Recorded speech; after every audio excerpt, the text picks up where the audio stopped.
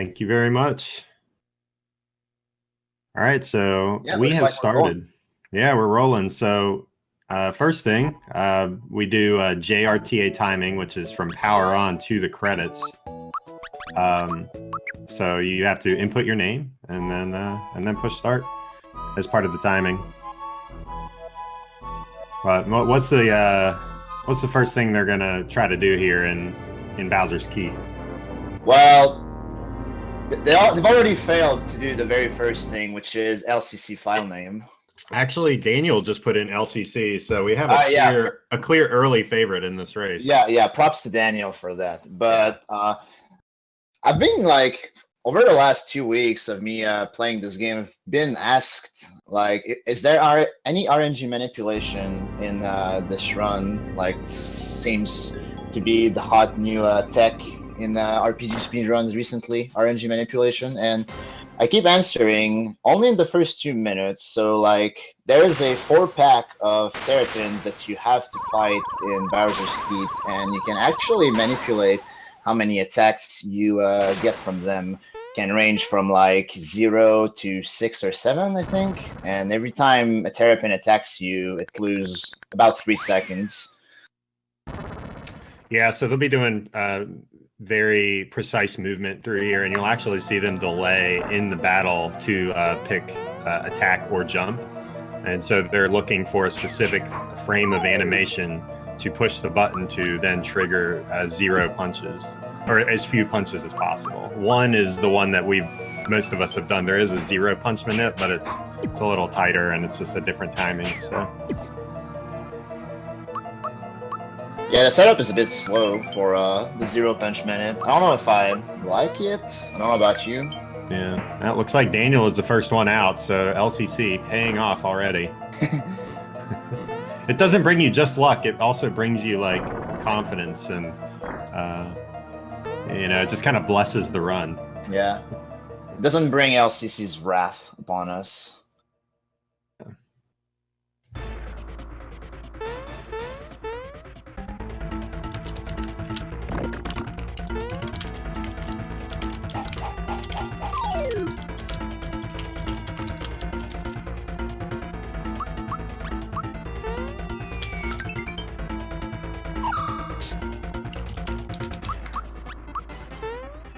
So what you're also seeing here is the runners using jump to kill the chain and the terrapins. It's actually faster to kill the terrapins with the punch, but in this game, the jump spell, or the jump magic attack, has an internal counter in the game, and every time you use it, 2 times, it ups Mario's jump power by 1.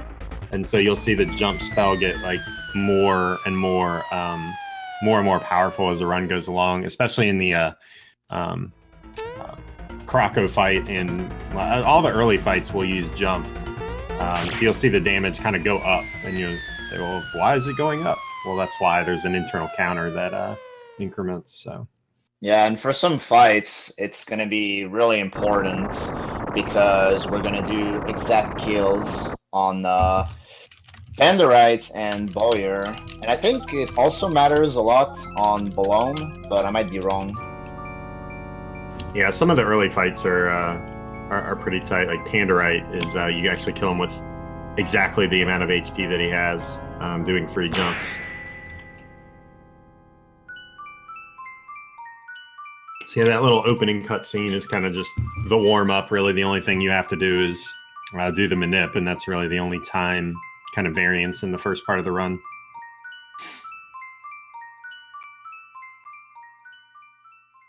Void, how did you get started with this game? Did you have it growing up, or did you just kind of pick it up recently? I did not. Like, the first time I played this game was actually last year. Oh, really? I didn't know that. Yeah, and it was basically like through watching you, Mill, and Albrecht, and I was like, man, I really wish I knew what was going on in this speedrun, since like it's in Japanese. And, yeah, and it looks like a lot of fun, and I actually didn't know how how sick of a speed game it was until I picked it up. Like, the movement is really not trivial for an RPG, and there's a lot of tech involved with timed hits, timed blocks, super jumps.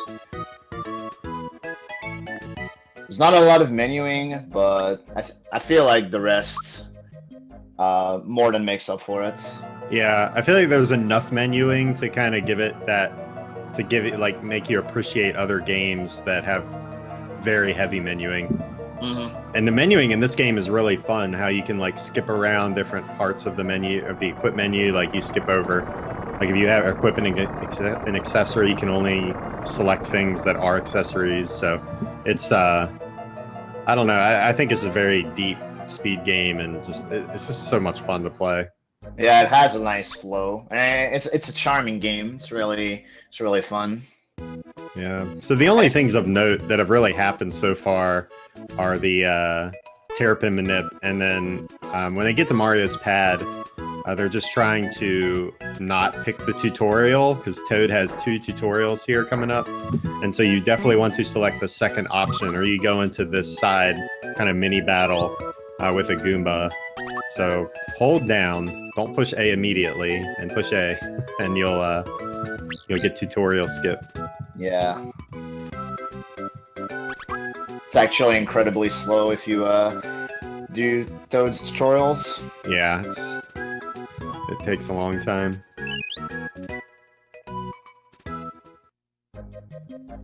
So I'd say, like, I mean, the first real movement in this game is in Mushroom Way. You actually got some pretty precise jumps here. The one Daniel is coming up to. Yeah, the flower jump there, where you kind of sit on the flower. You only get into encounters in this game with regular enemies if you run into them, and so you can. There's spots where you can get by enemies being really close, and hopping up onto that platform to get a flower. Flowers are magic points in this game. Why don't you go ahead and explain the Hammer Bros fight?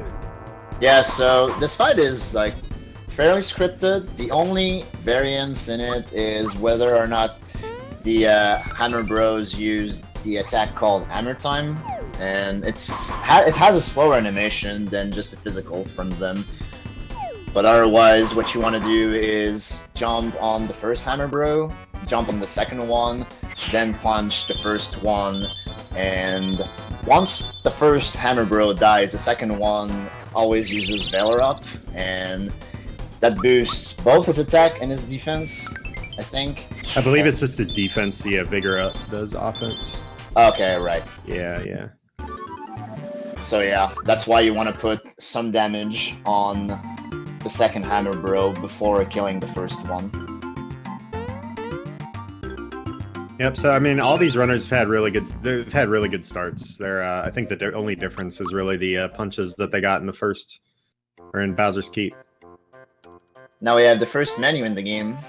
So what we're gonna do is sell a mushroom, and what does the Hammer Bro drop? A flower box? Flower jar. Flower jar. Okay. Yeah, flower jars can be used to add 3 FP to your inventory, but in the speedrun route, you only sell flower jars, boxes, and tabs, and so it gives 300 coins.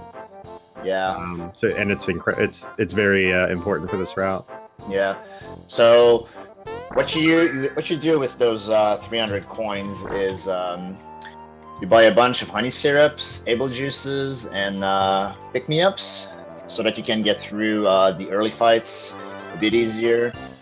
And you also buy a jump shoes and a shirt for Mario. Yeah, and that's just the jump shoes give Mario more attack and defense, and they also actually let him jump on any enemy. Without it, if like you would jump on a spiny or something, it wouldn't actually do any damage. But the jump shoes let you jump on anything. And then the pick-me-ups and everything are routed to have kind of, good enough safety. It's not completely fail-safe. Like you could die on a number of fights, but this kind of just takes the balance of the RNG that you may encounter. Yeah. The only items that are actually required are the honey syrups. They are gonna make the Crocco and the upcoming Mallow fights a lot faster.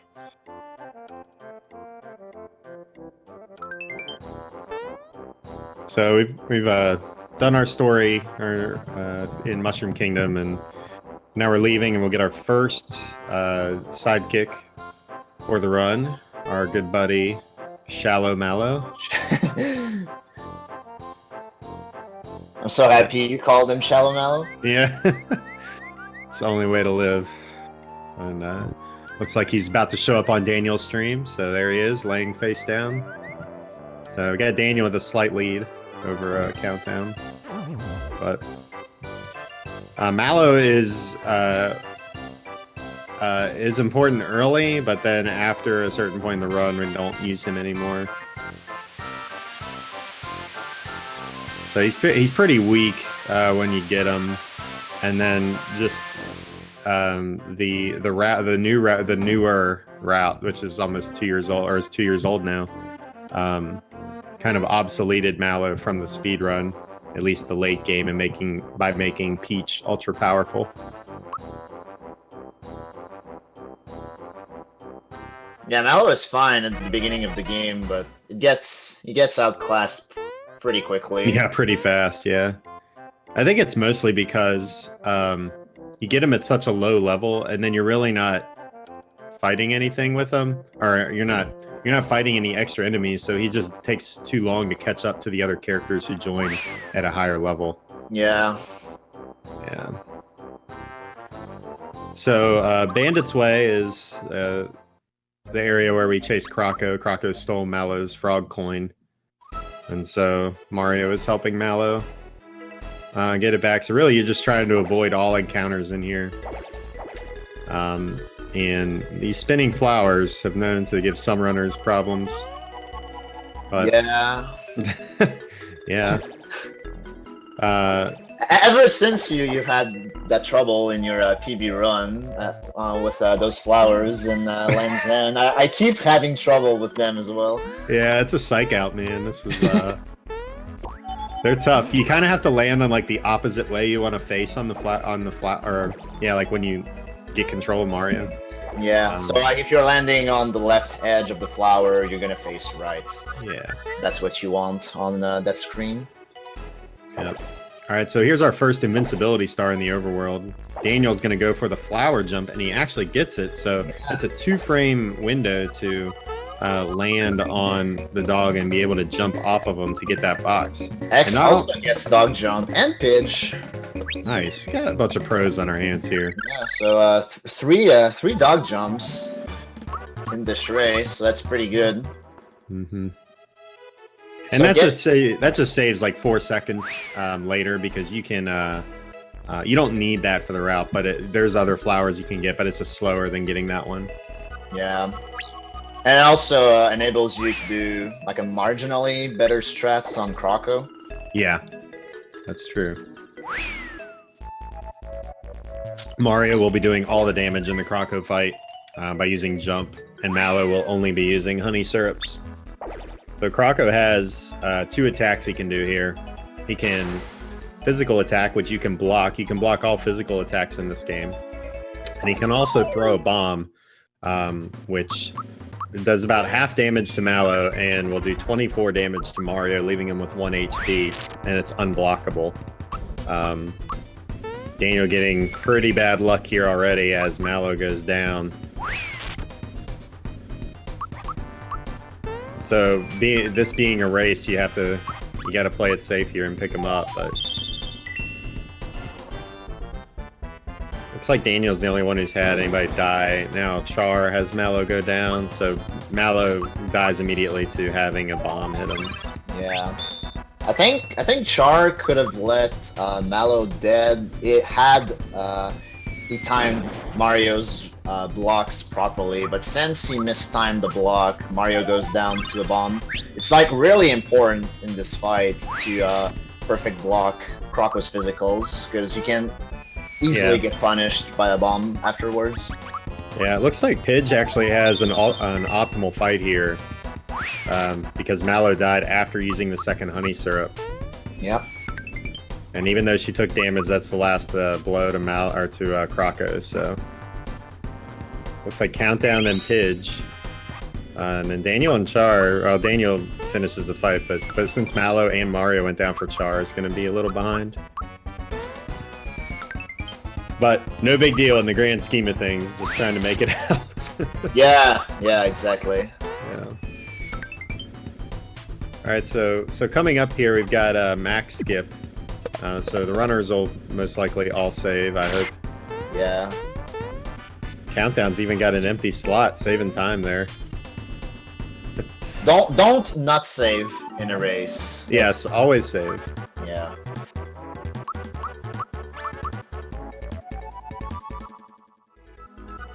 So we're gonna get the first look from Countdown. Actually, I have no idea why this trick is possible, but... So I can explain a little bit. So there's a trigger box, like a kind of a hit box in the middle of the stairs, and it's actually much higher than Mario can jump. And so using the height of the Shy Guy, you can actually jump over the trigger. And so if you fight the game normal, or if you fight Mac normally, you fight him, he's dead, and then to trigger the cutscene in this game, you talk to the Chancellor after Mac is dead. So by talking to the Chancellor and not doing the fight, you're actually just triggering the next event in the game, which causes a cutscene that you're now seeing on Countdown stream. And all 4 racers got it. So Max skips out of 4. Yeah, that's amazing. I'm really excited that they all got it, because that's just such an early, or a time loss early. Like if you miss it in a race, you just lose all motivation to do the race, really. Yeah. But I think it's happened to about everybody. It happened to me 7 times at AGDQ, but let's not talk about that. I missed it at AGDQ also. Yeah. And it's one of those things, like, it's so different from everything else in this game that, like, if you don't do it for, like, maybe a couple months, then you pick it up again and you have no idea what you're doing wrong with it if you miss it. Yeah. Actually, I had that happen right before my SGDQ run of this. I could not get Max Skip, and then I had to actually watch a video, like, in the practice room to make sure I was doing it correctly. The DRS Max Skip, yeah. Yeah, the Max Skip blues, so...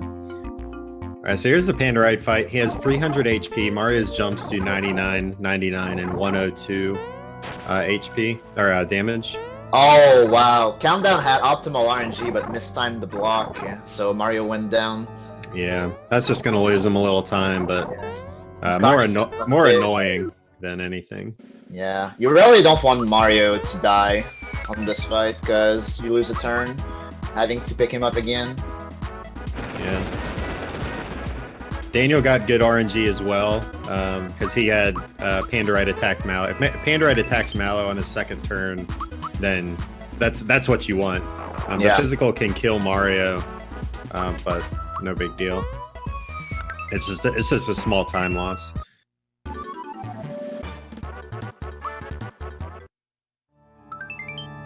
So the movement here with these stars is actually pretty tight. You have to get all of these rats here. And Countdown stopped because I think he got 12 dogs in Bandit's Way. So he fixed his experience by not getting that last rat.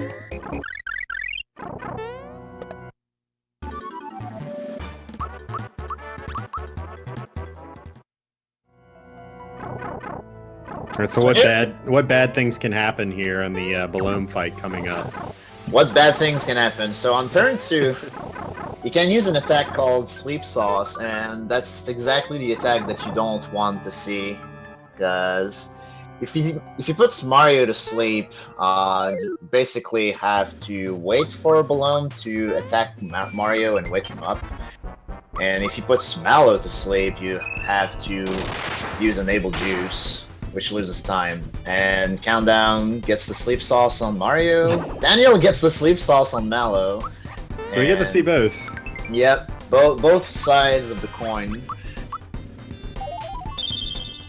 So what that does is later on in the fight, Balom is gonna swallow Mallow a second time, and that loses a bunch, unfortunately. The rest of the fight should go as normal for both runners, but that's still a pretty annoying time loss due to RNG. There's also this attack, Scarecrow Funk. If it misses, you're actually vulnerable to another sleep sauce later in the fight. When you're a Scarecrow, for some reason, you can't get put to sleep because being a Scarecrow is apparently worse than being asleep in a fight. Yes, there's a pecking order for the statuses. And so if you get a lower ranking or a higher ranking status, you cannot be affected by the lower ranking status. And Scarecrow, I think, is pretty high on that list, isn't it? Yeah, I think it's below Fear. It might be tied with Fear, actually. Yeah. So it only really affects you in this fight only, so... And Pidge is out first. Yeah. A pretty decent Sewer's time. Char not too far behind. Yeah, Char and Countdown are actually tied here, and so Daniel came into the fight in first, I think. Yeah. Right behind in second. I think Daniel messed up. Yeah. So like, there's an unfortunate thing on Balloon that can happen where like if you, for example, forget to use honey syrup on a given turn, you leave Mario without enough FP to jump on Balloon while Mallow is either in Balloon's mouth or is asleep due to the subsequent sleep sauce. And when you're a Scarecrow, you cannot attack physically and you cannot use items. And if you don't have enough flower points, then you're just a sitting duck here. And if Mallow is asleep, then you're basically at Balloon's mercy. Yeah. And you can actually be getting an infinite soft block. Yeah, if Balloon keeps using Sleep Sauce on Mallow continuously, there's no way out. Fortunately, Daniel didn't get punished. And now we're riding some barrels. Oh yeah, so the runners here trying to get exactly 60 coins, but definitely more than 60 coins, or greater than or equal to 60, because you get a frog coin if you collect 60 coins on the Midas River. And I try to collect 60 exactly because there's a slight optimization where you get the frog coin and then the toad at the end will say, "I'll hold on to your extra coins." So if you don't have any extra, you don't get that text box. It saves about a second.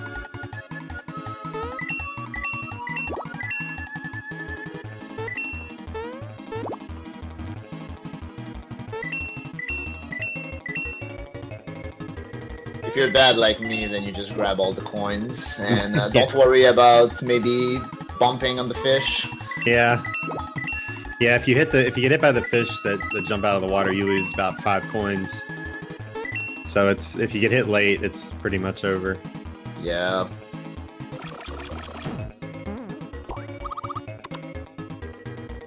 The frog coins are pretty valuable. They're going to be used to buy the experience booster in Seaside Town.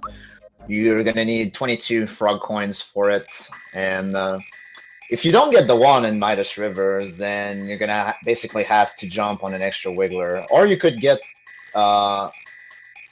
another one, another frog coin, an optional one in the mines. But it's there's slower. a couple options. Yeah, it's just, they're always available. But we have it routed out to get all the fastest ones. But there definitely are backups. So this is actually a pretty slow part of the game because there aren't any battles for about 15 minutes. You only you fight Balloon and then Bowyer, but you have all the cutscenes here. You have Mallow finding out his past, and then you get the character Gino in Rosetown. So this is kind of the calm before the storm. You get this game is great because I feel like it's got a great pace.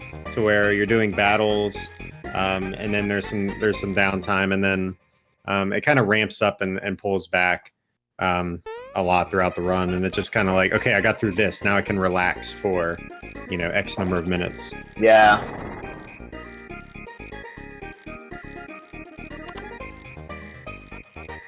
I want to say once you get past the ABC cutscenes, there are not a lot of them anymore. Yeah, it's really just like Nimbus Land and kind of the opening dialogue in the factory, and then with each character inside the inner factory. Yeah, but it's really not that bad. The most of the cutscenes are early in this game.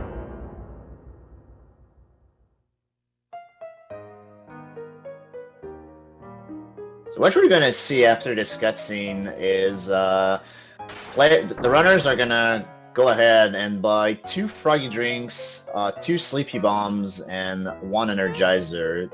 The froggy drinks are gonna be used. They're mostly safeties for the Bowyer fight and the Yaridovich fight later on.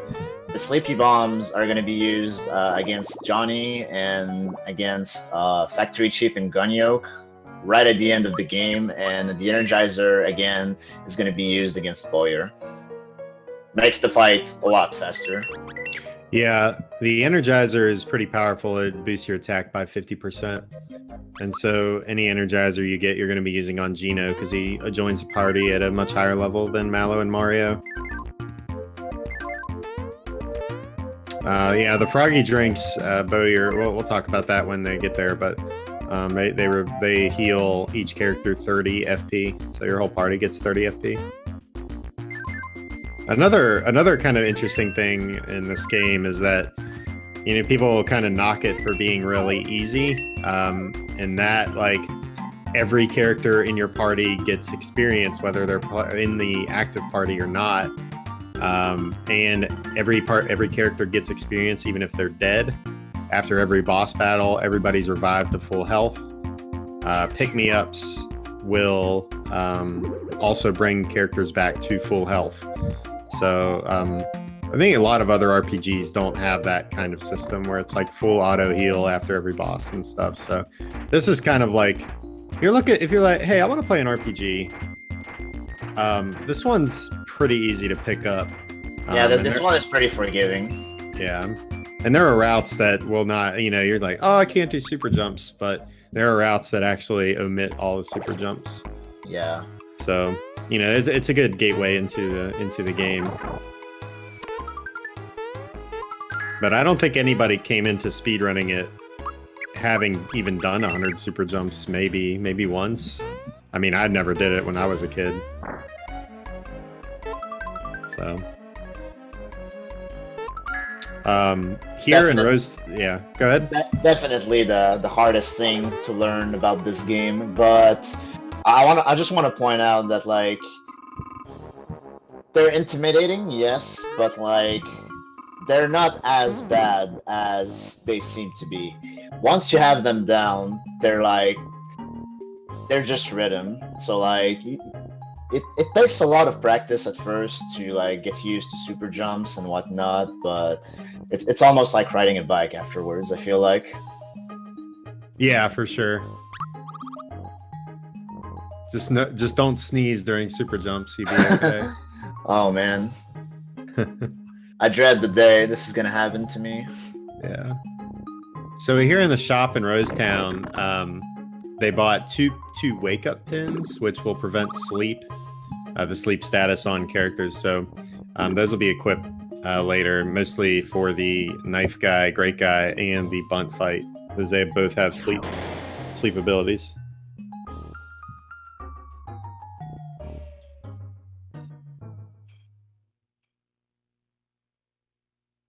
So this is the Gino cutscene.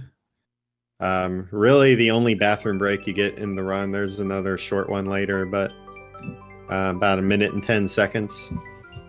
I'm actually going to grab some water, so I will be right back. Guess I'll do the same.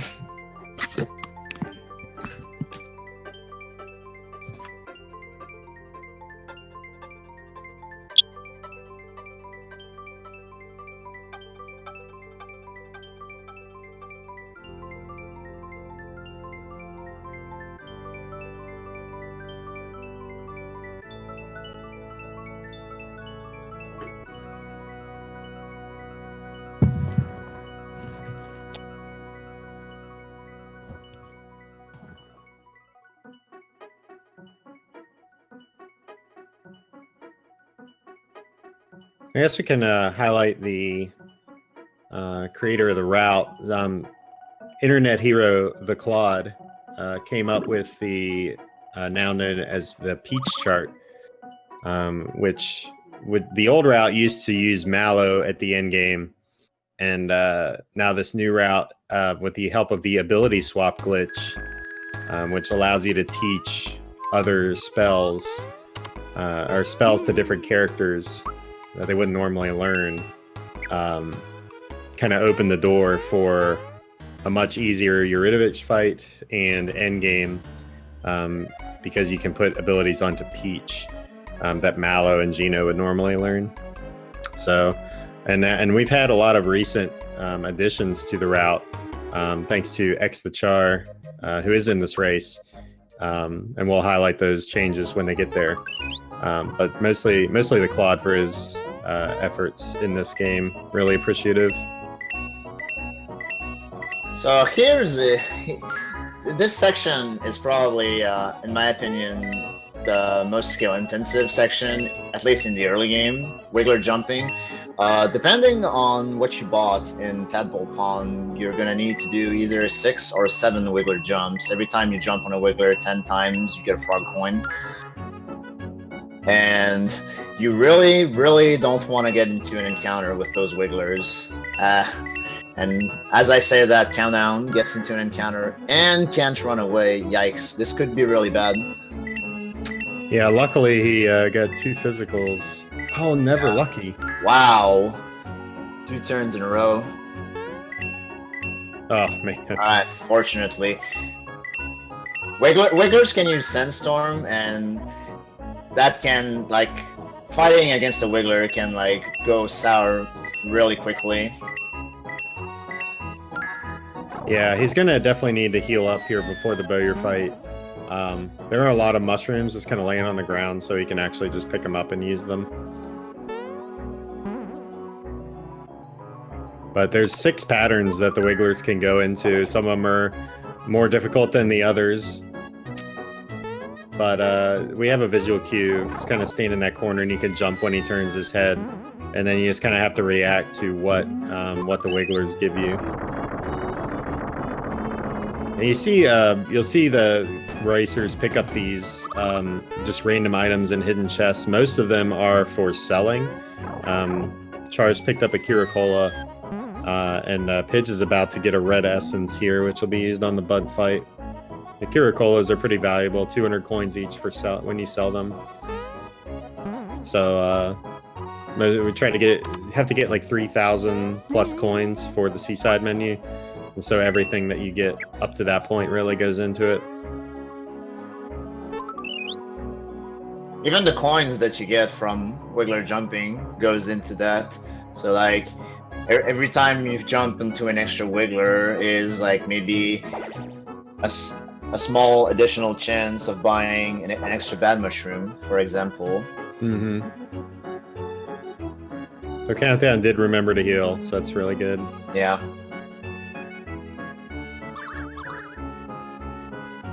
I don't think I saw anybody save before the Bowyer fight, and that kind of worries me a bit.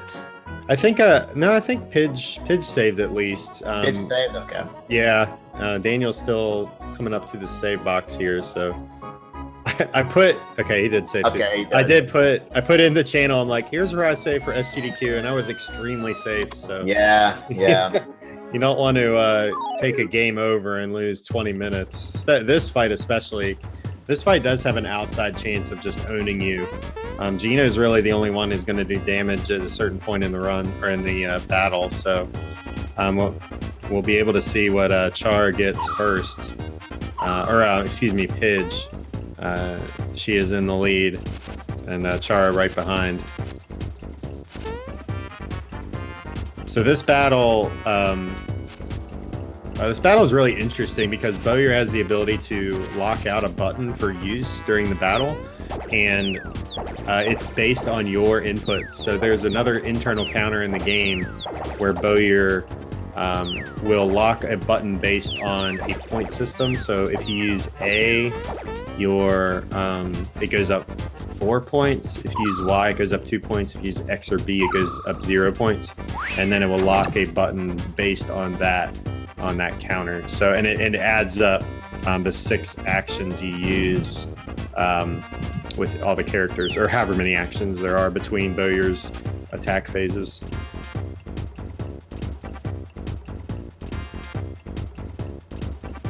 All right, so yeah. So basically, we're gonna route this fight so that Bowyer never locks the Y button, which is your spell button, and we're gonna do a lot of damage to him with Geno Beam. The Pidge got the Energizer freebie, so that's going to be useful on the Crocco 2 fight. Let's see if Char gets it here.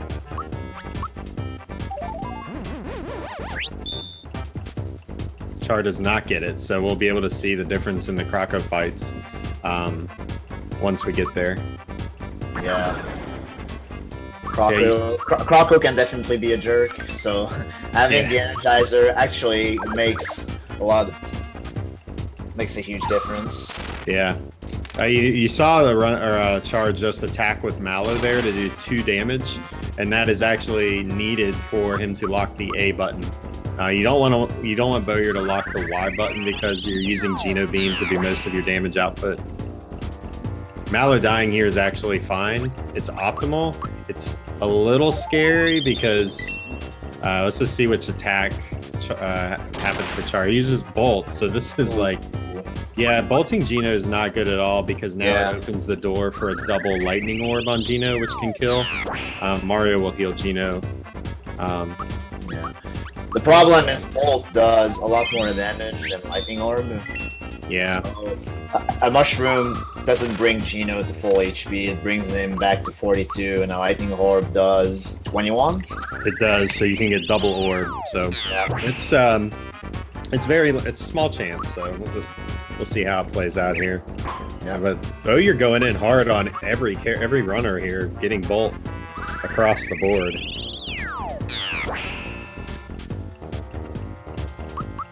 But Pidge is going to make it out here.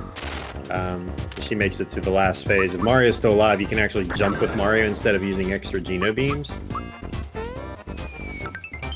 All right, so she's got a good fight here.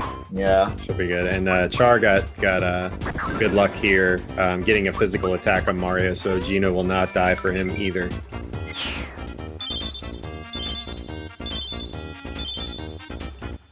I think it's like slightly better if like Mallow gets bolted, because like you don't have to heal everybody with froggy drinks.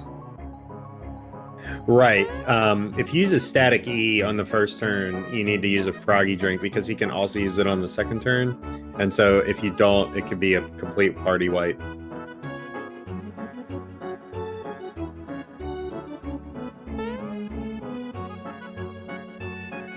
So you got Pigeon first still. It's pretty much good, or the same battle for both Pidge and Char. Countdown finishing up here. And Daniel, with the trouble on Balloon, about to finish up as well. He also gets to do the optimal Mario Geno combo here. Uh-oh. Oh!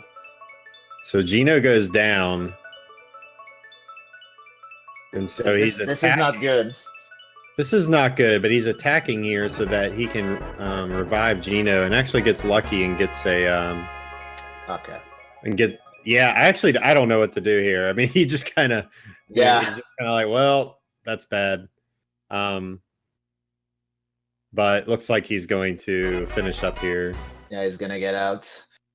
I've had it happen to me where like Geno dies and then Bowyer keeps locking the X button up, so like you cannot revive Geno, and Mario and Mallow are both useless because like you don't have enough flower points or whatnot. Like you cannot do enough damage to Bowyer with those two characters alone.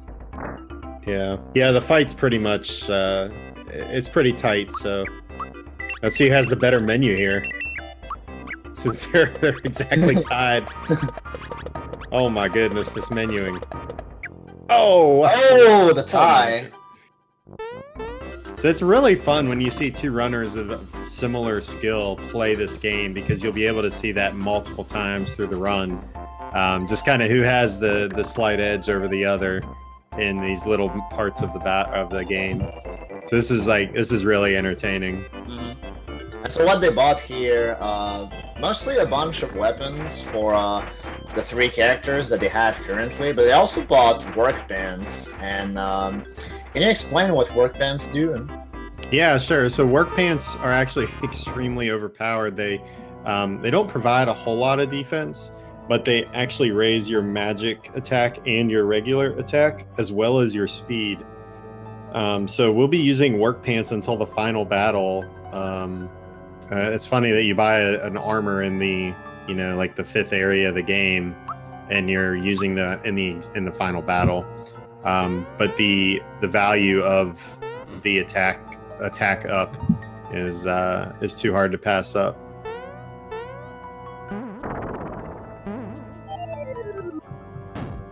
And you actually buy 4. You only can wear 3 at a time, but for optimal menuing, you buy 4. It's faster to just buy a 4th pair than to switch them around in the menu.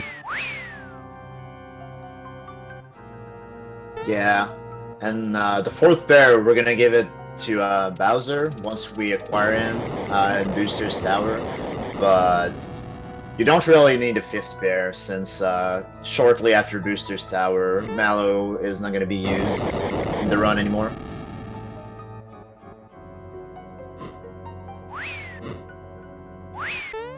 Alright, so this Crocco fight is even worse than the first one.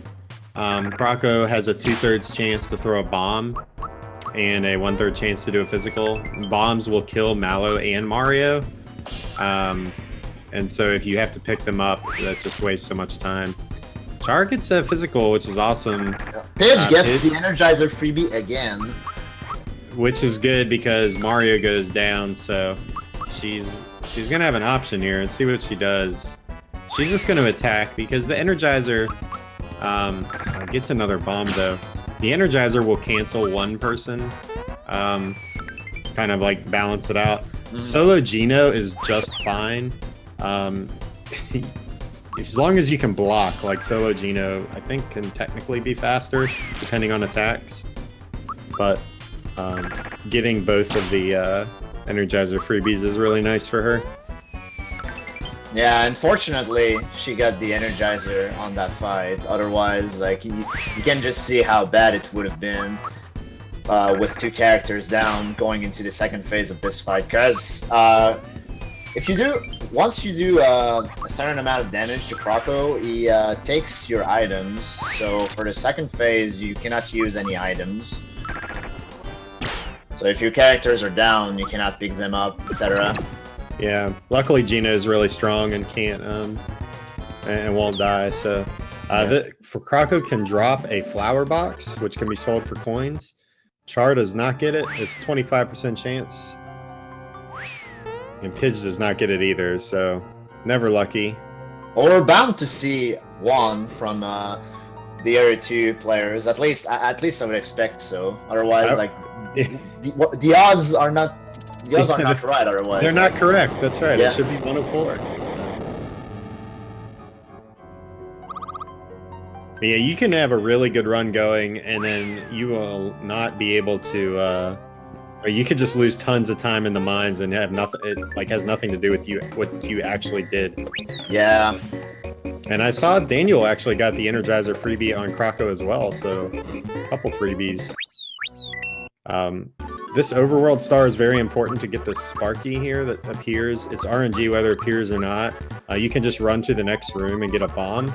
And it's if you don't get that last enemy, then then Mario will not level up until after Knife Guy, Great Guy. So you're just getting lower damage output the whole time. So I don't think Countdown got the box either. Yeah, I don't think so. Okay.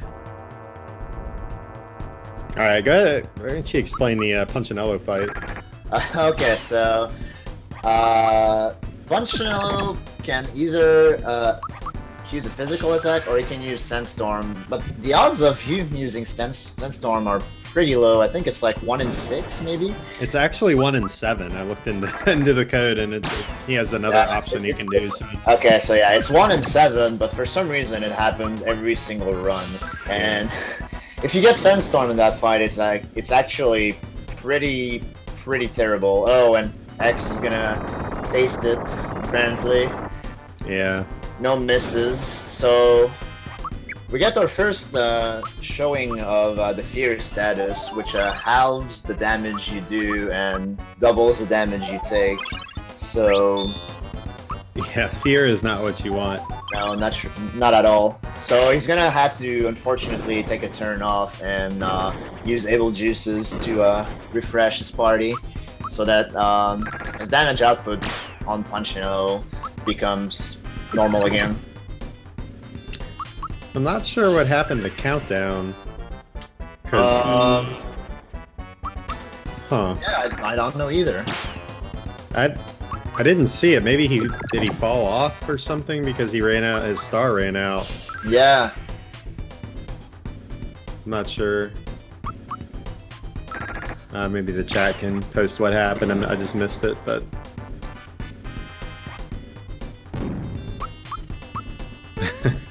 At least in good spirits, typing in the chat, but that's gonna make it more interesting. I'm not really sure what's gonna happen now with his experience route. Yeah. We'll just have to keep an eye on that, but his characters are gonna be under-leveled here for a couple fights.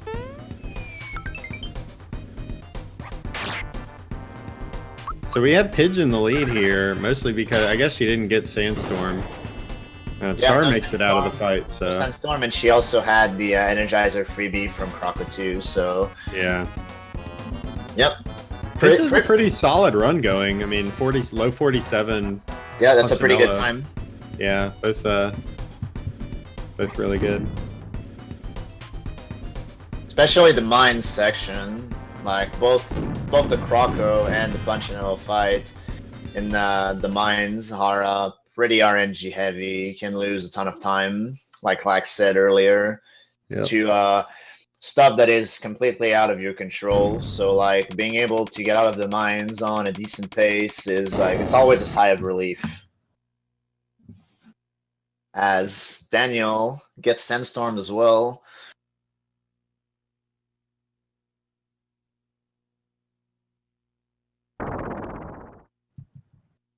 So I'm gonna write down the times that they get here.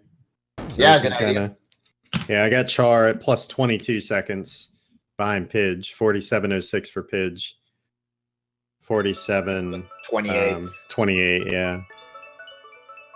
All right, so coming up, we have one of the most exciting parts of this run, and it is the minecart minigame. So everybody, get your guesses in for the minecart minigame. What will the time be? Down to the hundredths place. What time will they get? A good time in this is a 1:56. Every runner should be able to get under 2. Yeah, I trust all these runners to be able to get sub 2 minecarts. Yeah, I haven't put much time into watching these runners minecarts, so I don't know what to expect here. But yeah, well, the important thing about minecart is honking. Yeah, you must honk the horn. Yeah. The only use for the L and R buttons in the game.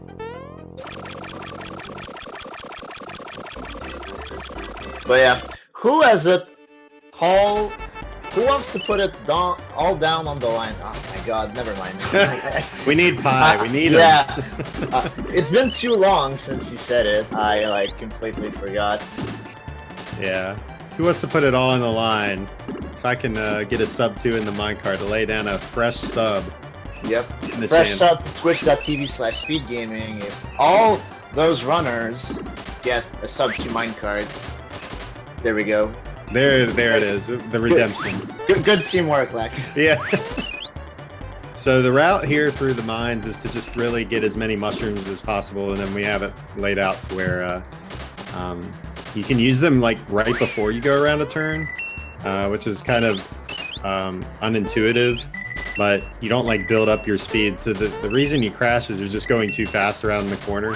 You actually don't have to push a direction unless there's a T junction. So the cart or the track will just force you. So you just have to be going a certain speed for you not to stay on the track.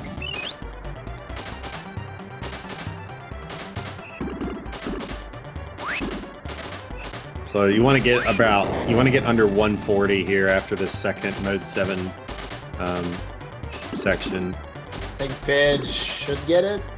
Oh yeah, Pidge is looking good.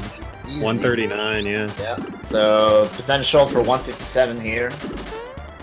Actually, she doesn't have a mushroom coming into this last screen, so it's probably going to be a 158.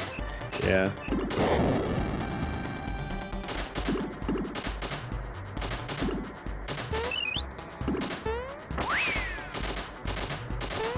Char must have missed a mushroom somewhere because he's falling behind. So 158 something for Pidge. I couldn't see it. It was a little blurry.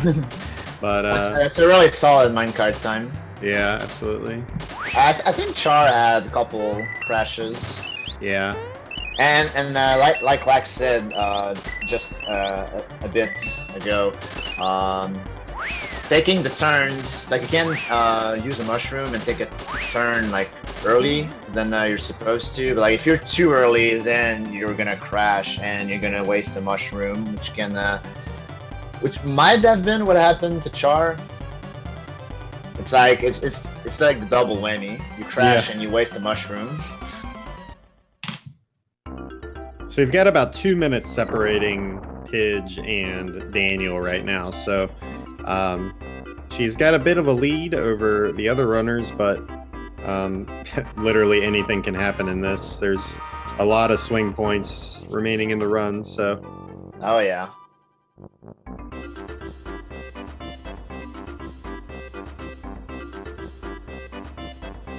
And we're coming up on Booster's Tower, which definitely one of my favorite areas in the game. Yeah, the platforming in Booster's Tower is just really cool. The music's solid. Like it just feels good to play that part of the game well. Just shows like how technical the movement in this game can be.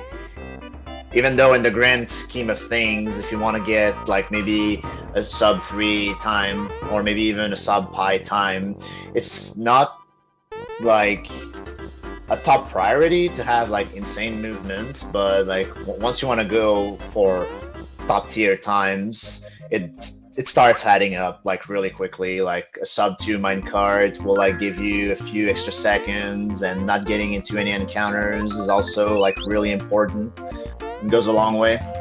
Yeah, the optimal movement really is to just prevent you from getting into encounters, because sometimes rooms, if you go slow, enemies will start moving, they'll get into unfamiliar places. So learning the optimal movement early is really helpful when you're trying to learn this game. There are definitely risky strats where you have like a couple frames to hit a jump to kind of make it around a corner that you may not do right away, but you know, there's always room for optimization. I still have far from perfect movement in this game. I would say the best movement at this point goes to Milnium. Oh yeah, oh yeah. Yeah, he's always been at the top of the movement. Movement and menus, like he's just so talented in this game. Yeah, he has I think the fastest menus I've ever seen. I need to like check that controller and that cart for, just because like mine doesn't do that. Like I can't get it to actually do the inputs that fast. He does them so quickly. Yeah. It's incredible. Yeah. Pidge taking the first bomb staircase kind of safely, which is good. Like better safe than sorry, especially in this game. Yeah. Regarding encounters. Yeah, you don't want to get into any encounters in this area for sure. It's just the movement is so tight around here, especially in the checkerboard room that's coming up here for Pidge and Char.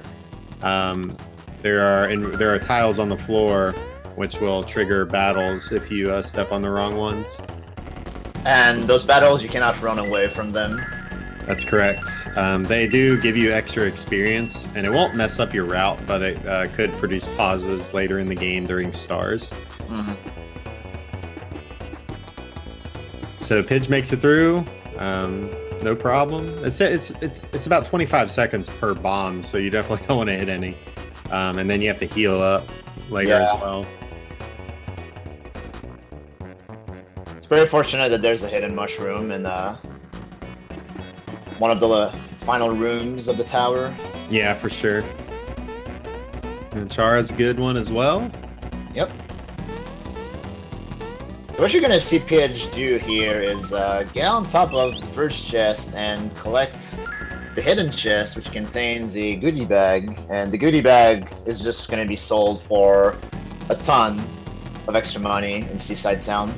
Yeah, 555 coins.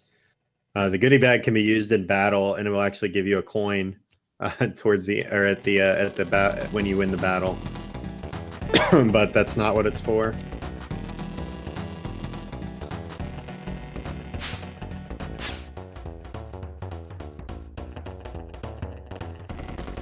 And so it looks like we're gonna bring Fleck in here. Yep. Who has been racing in silent, but has pulled ahead of Daniel. And so, gonna bring him in here. Fleck is part of the new, all the runners except for Countdown are part of the new crew. That is the kind of the new wave of runners. He's done really well. He got sub 3 time pretty early, and so that's kind of been a goal for everybody. But he's working on improving his game recently as well. Ooh, Countdown gets a bomb. Actually, that's really not the worst thing, because it might help fix his experience. Actually, it will. I got confirmation in the chat earlier that he only missed 1 bomb in the mines. So, defeating these blue fireballs will actually bring Mario to the desired level for the knife guy, great guy fight. So, it's actually a blessing in disguise that Countdown got into that encounter. Yeah, just don't get into another one. There we go. All right, we made it. There we go. Well, that's quick thinking there to be able to fix your experience like that. So, good job, team. So now we're on the curtain mini game. It is the same pattern every single time. Yeah, it's completely scripted. Pidge is showing off a little bit here, trying to peek her nose out.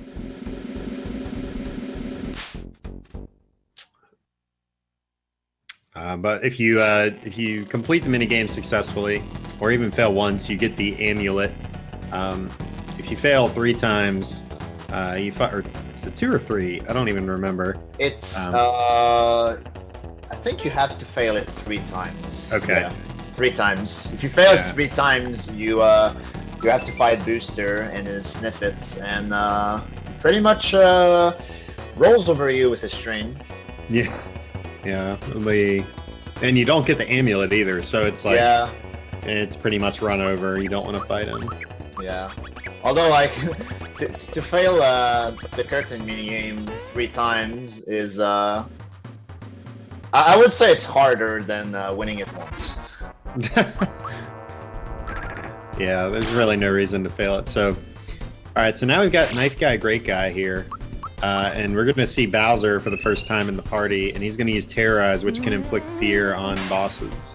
And it's like an 80% chance to get both of them, and Pidge does, so that's good. Yeah. That will it'll lower their, or it'll multiply their defense by 2/3, so it helps do a little more damage. Let's see what Char gets here, and you have to rotate the D-pad on this just to do extra damage. But the terror or the fear status misses Knife Guy, so that is actually the worst outcome. I think missing Knife Guy is worse than missing Great Guy. Yeah, it is. You want to get Knife Guy out very fast. Yeah. So what Char is going to have to do here is focus his attacks on Great Guy before the fear status goes away. Yeah. All right. So that Echo is, Finder is going to Echo- kill Mario. yeah. If you mistime the block on Mario from Knife Guy's attack, an Echo Finder does a perfect kill afterwards.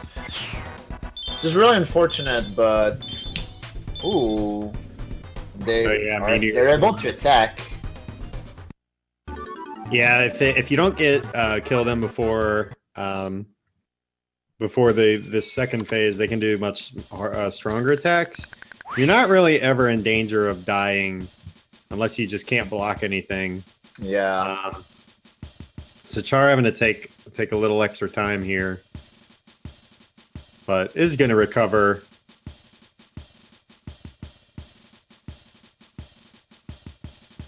Yeah, pretty much the rest of the fight is gonna be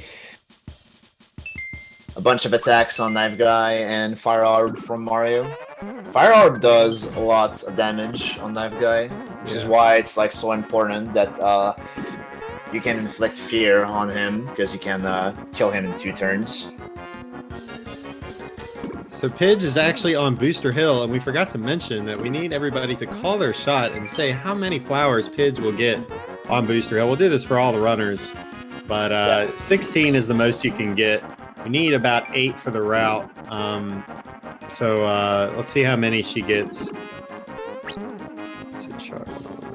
So Char actually lost a lot of time on that fight, basically because Terra has missed. Yeah. So is now behind about 1 minute and 6 seconds, but has kind of narrowed the gap with the other runners. Countdown, I mean, he hit that bomb, but really is going to help him in the long run, I think. Yeah, especially since Terrorize hit both Knife Guy and Great Guy, so this fight is going to be actually perfect.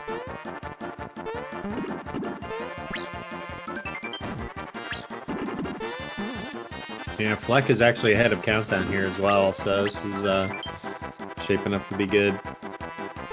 I actually don't know, like, if Gino doesn't level up, like, will Gino, with missing bombs, will Gino, like, not level up for Yarid or something? I don't think he would, or I think he still would, but I just started thinking, like, down the line, like, does it affect anybody anywhere? No, I don't think it does. Yeah, I didn't think so either. He might get an extra pause in Land's End, but like in the grand scheme of things, it shouldn't affect him too much. Right. Yep. Alright, so everybody put your guesses in for Countdown and Dorkmaster Fleck, and Char as well. Char is already in the middle of his Booster Hill. I didn't even see how many flowers Bitch got. She's already done. Yeah, I didn't see either. There's just so much action here. Yeah. I've got the time, so we got Pidge beat Knife Guy Great Guy at 1 hour 13 minutes or 13 seconds. Char 101.19, Fleck 102.33, and Countdown 102.37. So pretty close battle for third and fourth. But yeah, this battle coming up is the most. It's either the first or second most RNG heavy battle in the run. Countdown and this, the Countdown fight and the Bunt fight are the two probably worst fights as far as randomness goes.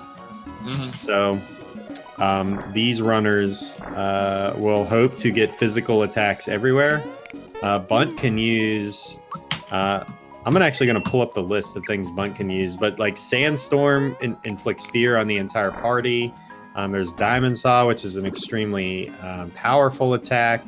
There's just a whole host of attacks that really can mess with you. And it's and like if you want to be able to do well, like you must be able to block. You need to be able to block all the physicals. So when it gives you the chance, you need to kind of capitalize on that. Yeah, definitely. Like blocking physicals will actually go a long way towards not getting owned by his spells. Yeah. So I've had word from the chat that Pidge got 10 flowers and Char got 13, so that's pretty damn good for him. Yeah, absolutely.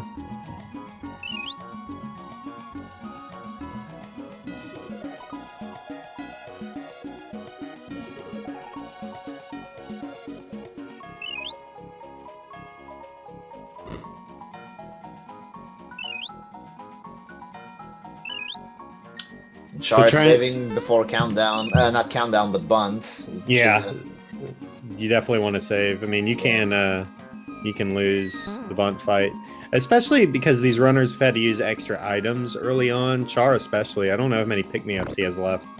Yeah, so he might be in trouble.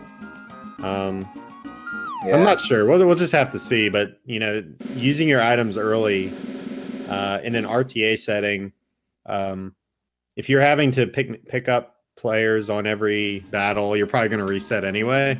But you know, in a race setting, like I usually buy like an extra couple items just to make sure I can make it through. That's actually a good idea, because there is a way to there's a way to not win this fight. Like you need at least 2 characters alive to get through candle phase, and since you're solo leveled, it's not always the easiest task. Let's just say that. And if you don't have any pick-me-ups left, that's where things can get dicey. So you need to time all the attacks here on bunt in the chef phase, and especially block the chef attacks. You want to get bunt to under like about 100 HP with Bowser's attack here, so that Mario can use a red essence, the one that we picked up in the forest maze. The red essence will grant invincibility from all statuses and damage for 3 of the character's turns.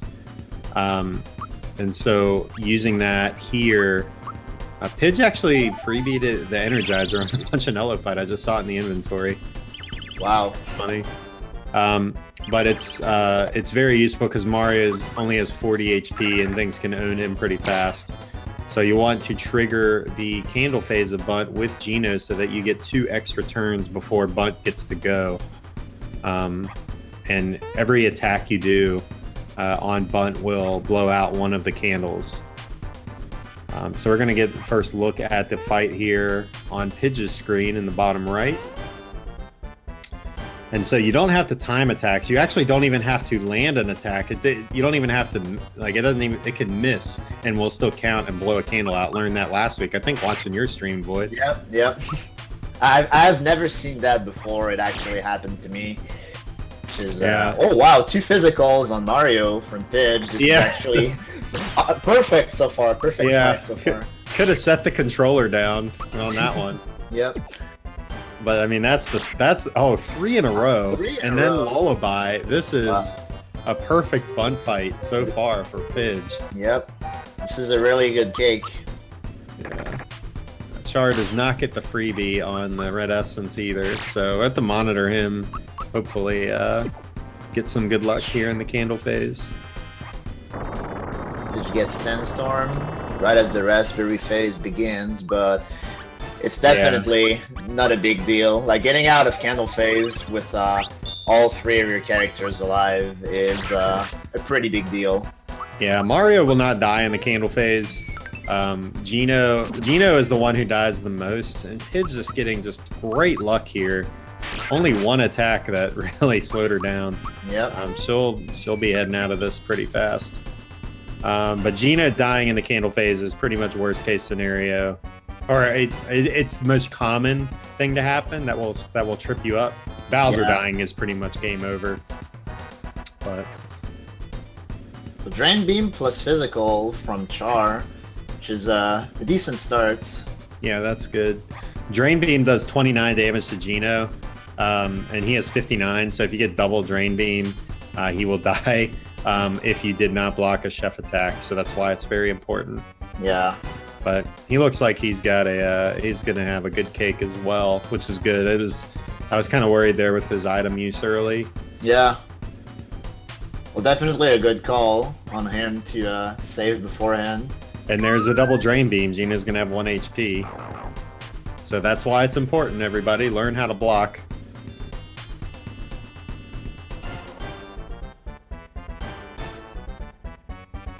Okay, so now we got Daniel and Countdown on Bunt. Let's see how their fight goes as Pidge and Char go into ABC, the longest cutscene in the game, or the longest like text mashing cutscene in the game.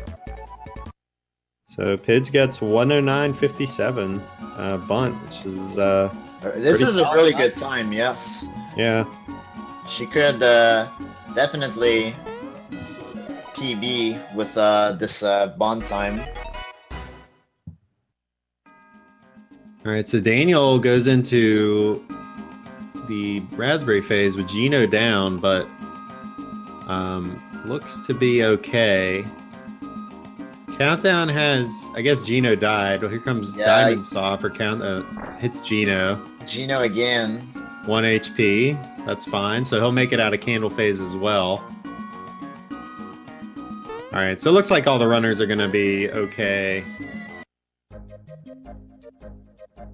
Yeah, he's fine because got a physical there at the end. I expected a lot of swings on I know. Fight, but not too many. It went decent for the most part for everybody, which is always a good thing. Yeah.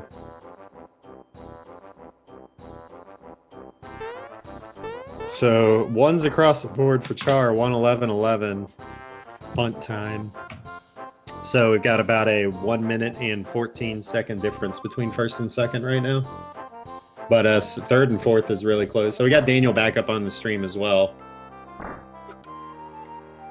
I'm not sure what happened to Fleck. But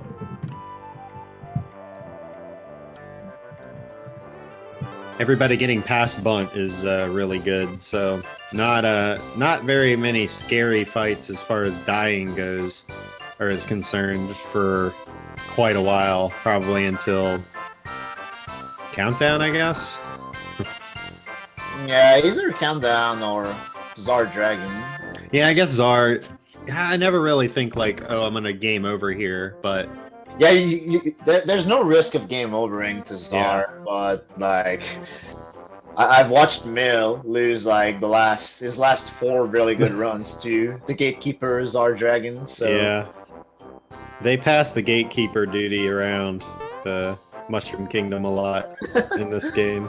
Yeah. Which boss will end runs for all of us, really. So only 14 seconds separating Daniel and Countdown here. So yep, pretty close race between those two. Yeah. Pidge, I think a pretty comfortable lead coming out of the first half of the game.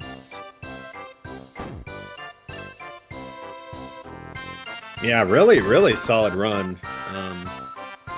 Hasn't really made many mistakes. I can't even think of any, but you know, it's just some unfortunate RNG early, and that's about it. Yep. So that's really what this game comes down to, is once you get very consistent at all the techniques that you use, really it just comes down to RNG. So yeah, and you basically just have to play out the game and have everything fall into place one way or another, and this is how you get great times. Yeah. Yeah, it's funny like how many runs you can throw at this game and not get that time, even though you don't mess up. Pidge actually, as a side note, decided to cut Peach's head off. If you go into the menu while she's descending from her room, the sprite will get glitched out. So that was pretty funny.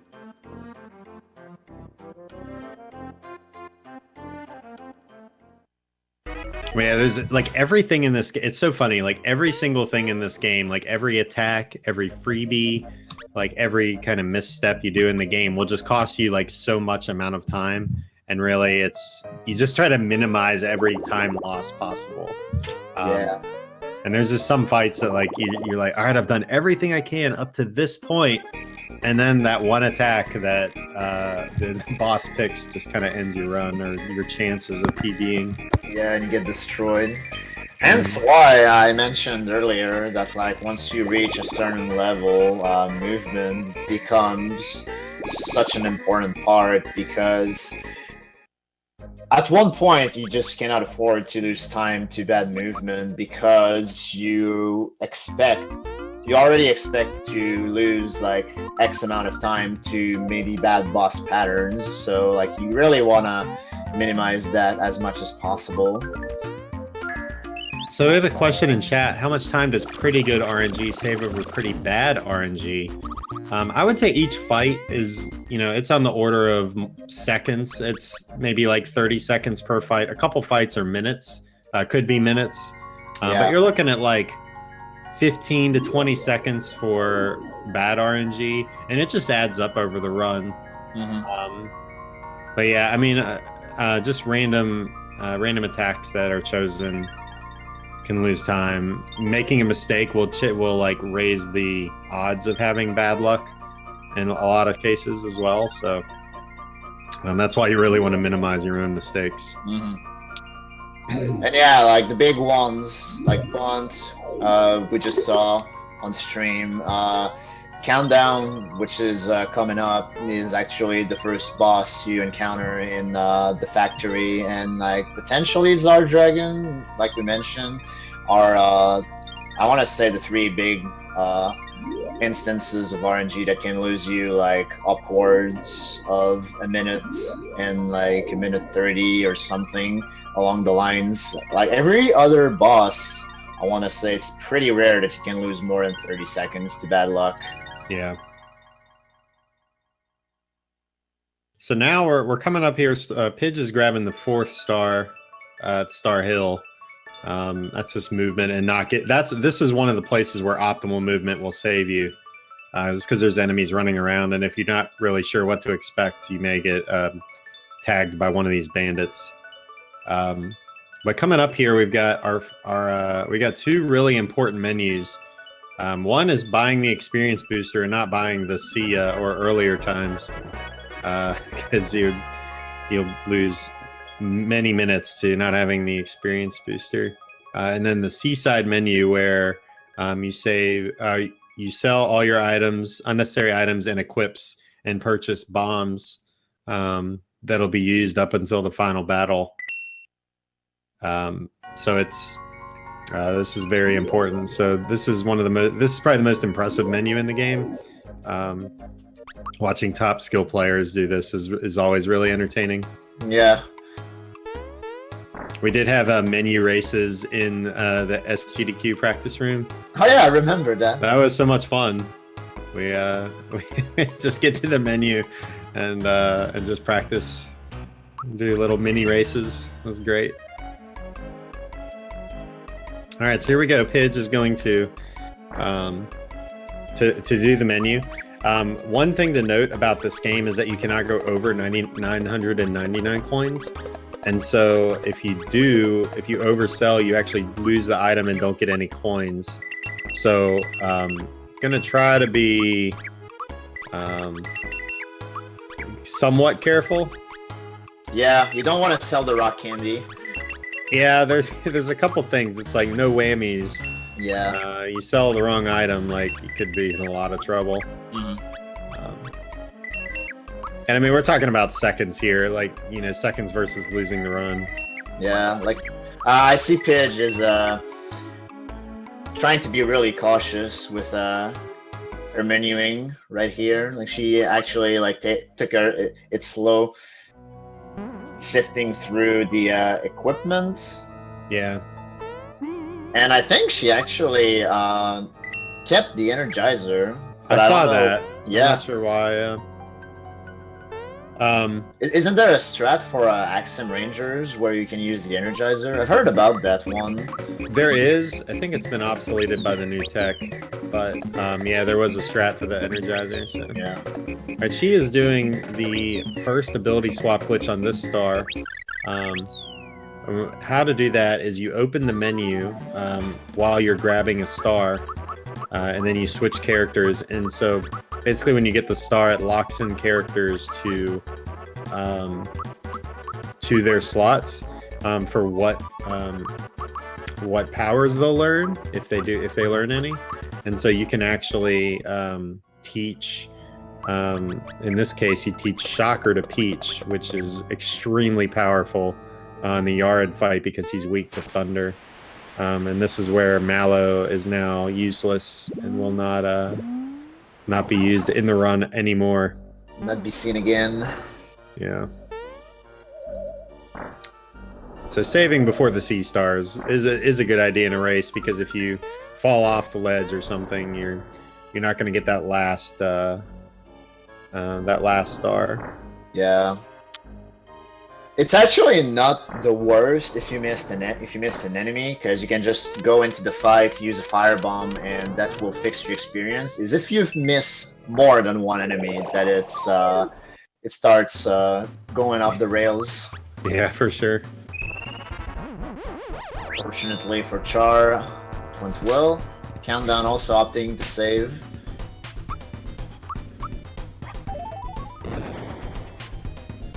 Alright, so I'm going to try to keep track of freebies here. So Pidge just got her first fire freebie. This is going to be interesting. Yeah.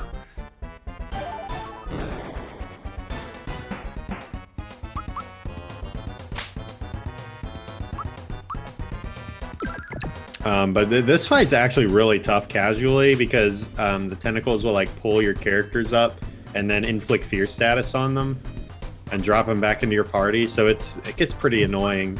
And Calamari here is actually pretty powerful too, but the way the turn order works, Calamari actually doesn't get a turn. Yeah, he doesn't get a turn, but he has powerful spells. He has Sandstorm, Drain Beam.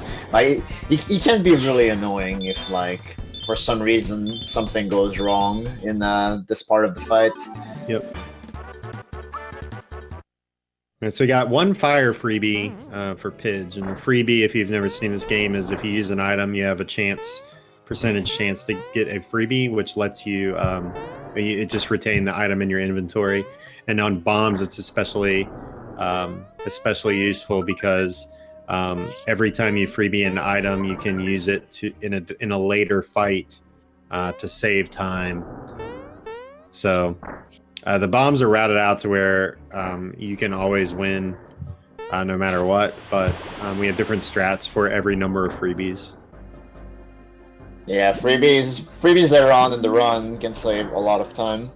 So the more the better, basically.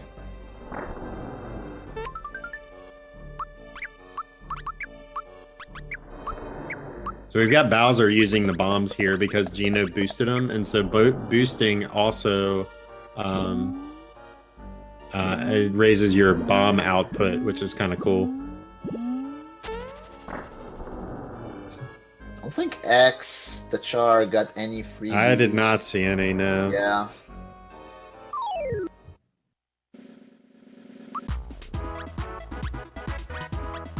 I don't see Daniel with any either.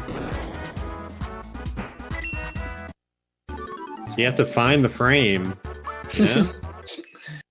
You can't just... You gotta be able to push the button on the correct frame. And that's what it is. The freebies are just frame-based. If you use a bomb on a certain frame, it will give you a freebie, just with the RNG counter. Char actually getting pretty unlucky here, jumping for the whirlpool and getting hit by the fish. I've never seen that. I've done that. It's actually just really annoying. Yeah. Now has to deal with the linebacker, as we call him. Countdown gets a freebie. Hey, I didn't see Daniel get any. So I believe we've got one for Countdown and one for Pidge. So not many fire freebies. Yep. So far today.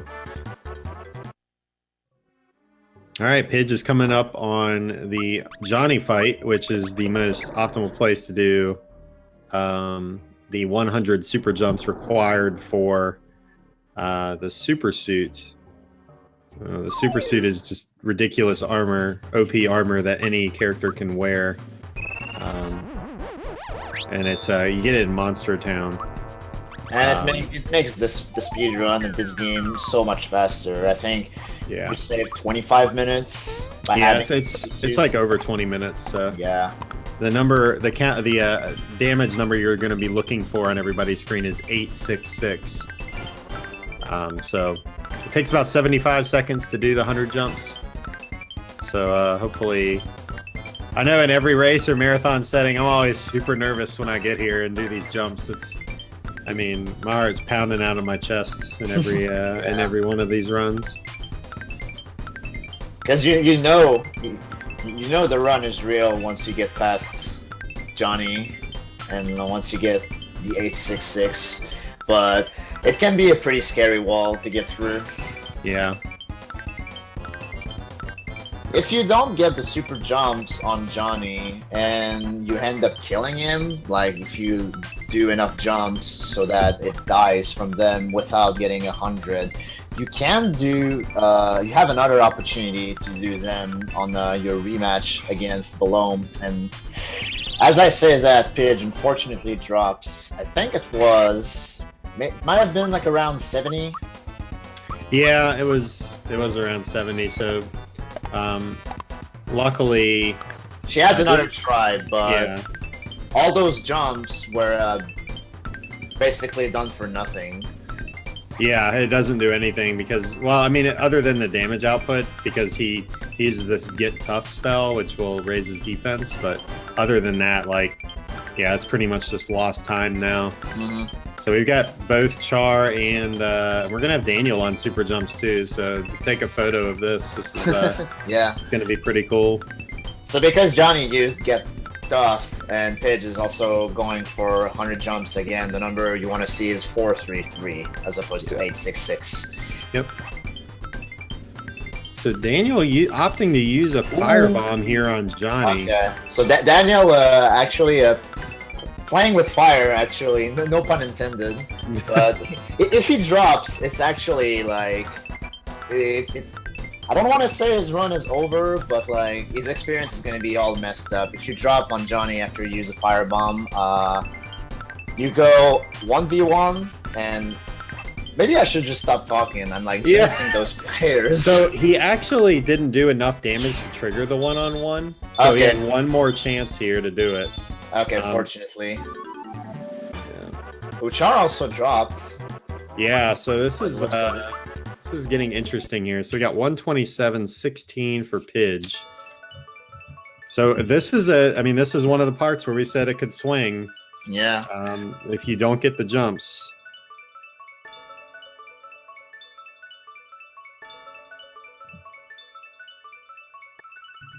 And I think Countdown might actually be in the lead at this point, at least with number of jumps done. Yeah, I think if he gets 100 here, it's gonna help him a lot along the way. This might be the first time there's been commentary during super jumps in a marathon. Yeah, that's right. Usually everybody has to just sit there and be quiet. You can hear a pin drop. Yeah. It takes a lot of focus. I said earlier that it's like riding a bike. It's almost it's rhythm basically. If once you get enough practice with them, but like it still takes a lot of focus, and doing them in a marathon setting can be pretty nerve-wracking. Okay, so no runner got 100 jumps first try. And Daniel also missed it. Yeah, Daniel just got a Mario level up. What is going on? He may not have. Oh, he may have not have switched the experience booster. Oh. And so he might have gotten 100 jumps actually. Yeah, maybe. That's probably what happened.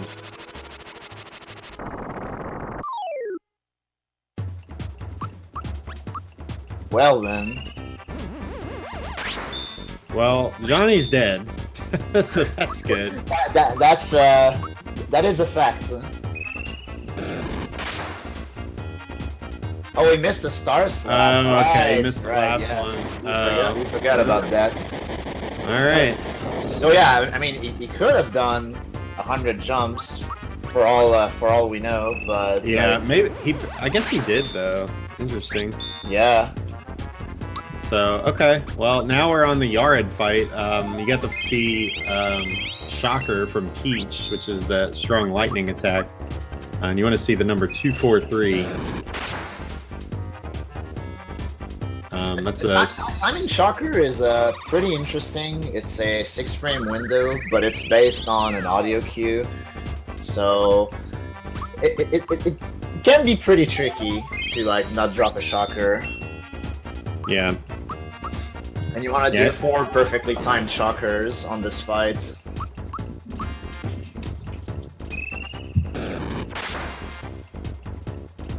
Oh yeah, another interesting thing.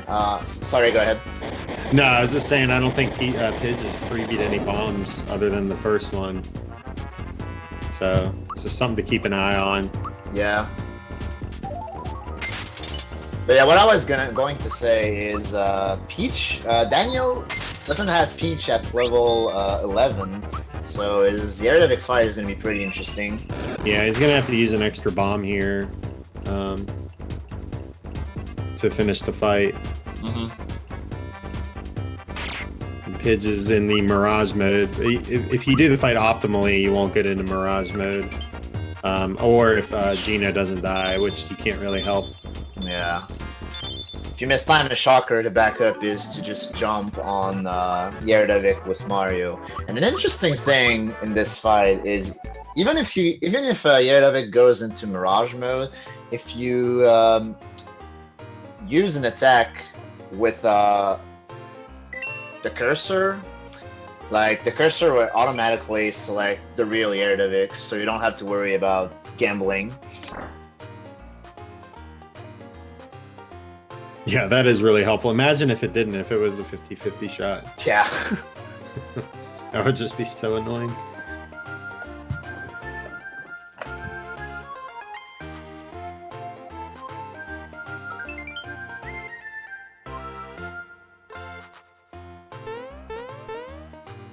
I haven't seen any bomb freebies.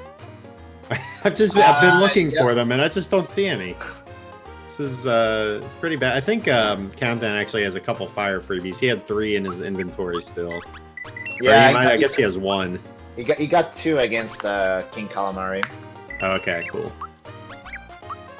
And he just got 1 more. All right. Unfortunately, once you get past the Sunken ship, fire bombs are less valuable than ice bombs. Although, ideally, you still want to sandbag 1 until you get into the Axem Rangers fight, because it's a little less luck reliant to use a fire bomb than to use an ice bomb. Maybe a less nerve-wracking, not sure. Although, like, personally, I always try to keep a firebomb for Axem Rangers. I don't know about you. Yeah, oh yeah, definitely. It's faster to use the ice, but you have to kind of rely on the randomness of the ultra jumps. So I've got some time updates. So we've got Pidge killing Yard at 131.10, Char at 132.20-ish. I didn't actually see, kind of guess. Daniel at 132.53 and Countdown at 133 even. So we've got a pretty close race here for 2nd, 3rd, and 4th. Yeah. But there's people that didn't do their super jumps. So yeah, probably a better, something better is going to be to see when they pick up the super suit. Yeah, it's definitely going to swing in the Below Marie fight. Because I think Pidge didn't get the super jumps. Not sure about Char and Countdown. Yeah, I might see Jagger. Hopefully not, though. Yeah, hopefully not. This area with the bees and the flowers is really tough to get through. If you're going casually, those bees can actually end your run. They could just kill you, so you got to be real careful in there. Not the bees. Not the bees.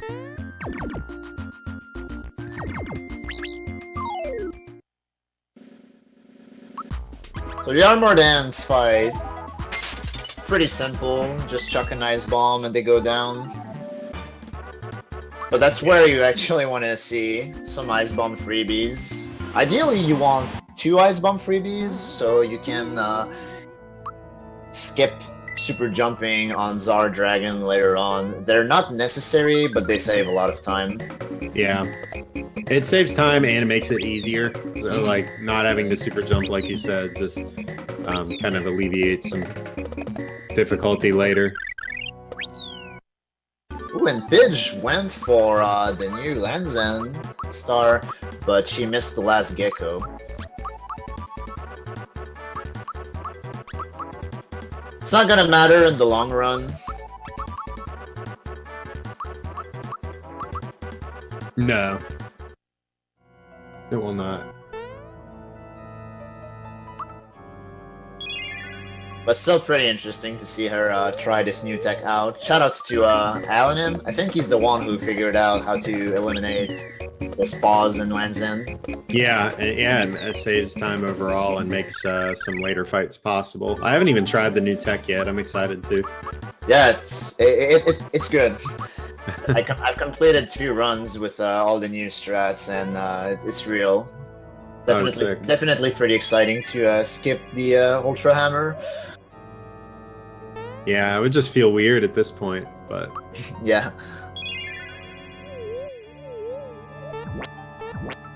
So Char also doing the new tech with the star. It keeps those dogs together, which is... Oh, he missed the last gecko as well. But yeah, it keeps those dogs together so you don't have to kind of chase them down. I have started to see some freebies here from the runners, so that's some good news.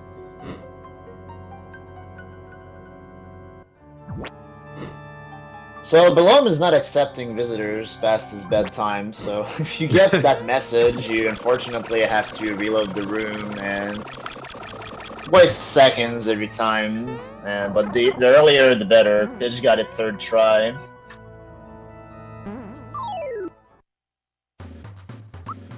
Yeah, that's more annoying than anything. You actually don't have to collect the scroll. You can just expose the scroll to go down the elevator. But that's called fortune skip, and it saves less than a second. You have to have pretty big cajones to skip the scroll, IMO. Yeah. Yeah, I've done it once, just because my run was so bad. Like, let's just do it for fun. And did you get it? I did not. I think every time I've seen Albrecht go for fortune skip, he got it. That's awesome. Yeah. And 2nd try for Char. Right, so the number you want to see here... 926. Oh, so Pidge did get 100 because she dropped correctly. Yep. So she must have gotten 100, so she's in good shape.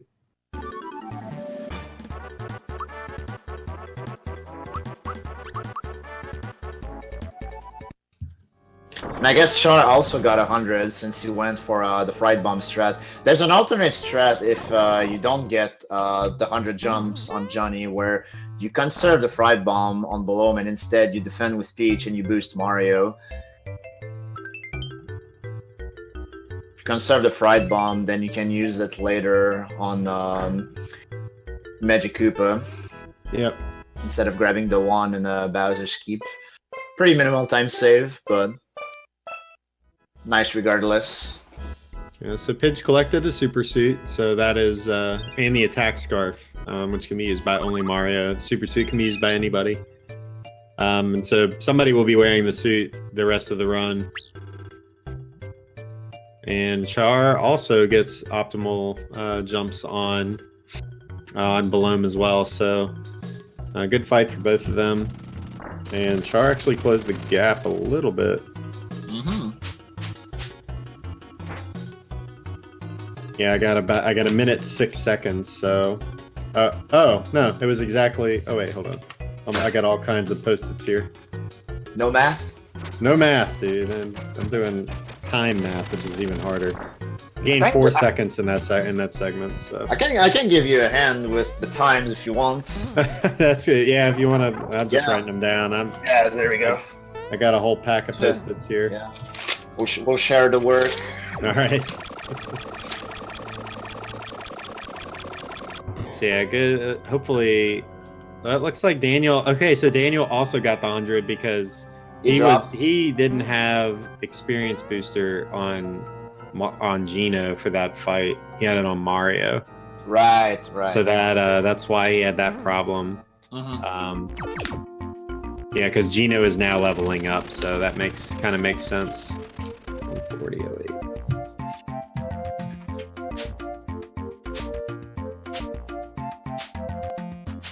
So about a minute separating second and third as well.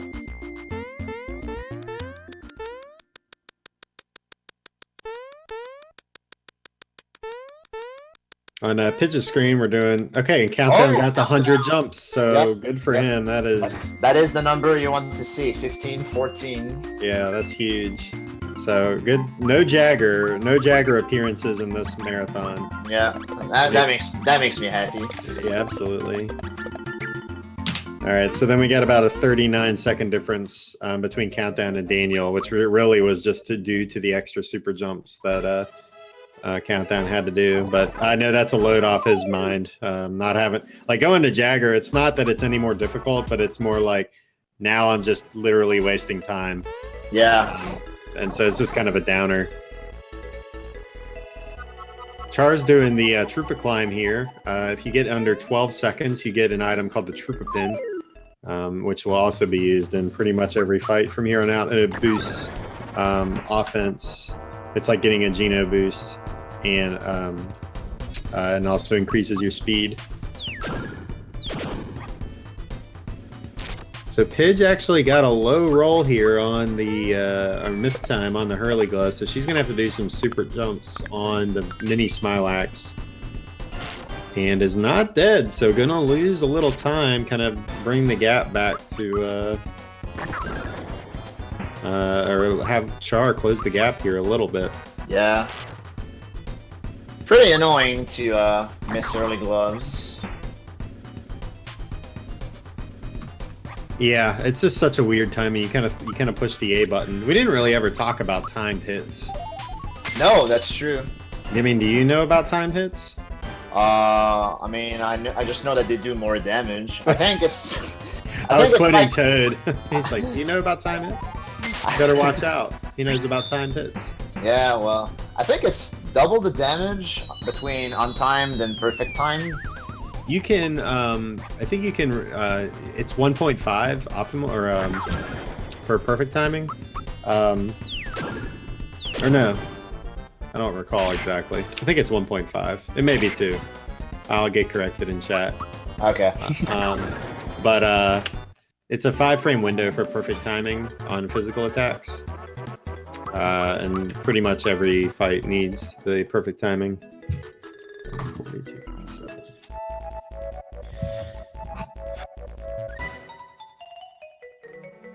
Alright. Daniel playing with, or hanging out with the bees here. Can't run away. Shout out to my browser crashing and me missing part of the Mega Smilex fight, but I'm in there again. Alright, I'm excited for Pidge's Vines. Okay, Mill is correcting me. 1.5 for half and 2 times for perfect timing. There we go. Alright. Man, Daniel really struggling with this fight. Yeah. Finally running away. That's why you don't run into bees, especially that bee. That's like the toughest one. Fortunately, the bees in Bean Valley are less scary than the bees in Land's End or in Forest Maze, because you have the super suit, so like you're very, very, very not likely to die. Sure. But that's still annoying. Getting an encounter in this game is annoying. Yeah, Daniel opting to put in Peach to heal the party, which is pretty cool. Mm-hmm.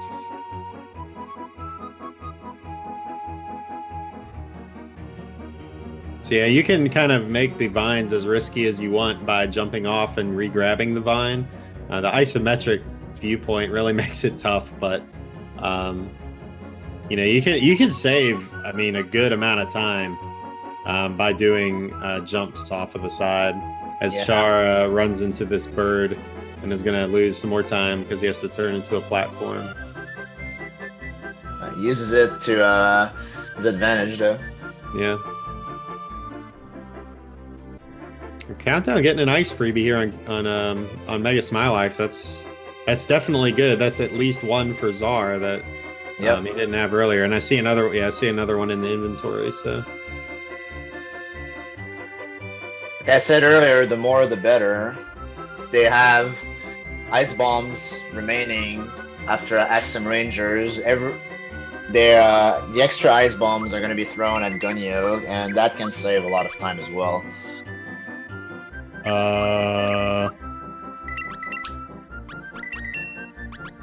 What happened? I was looking at Pitch's stream. I thought maybe she sold.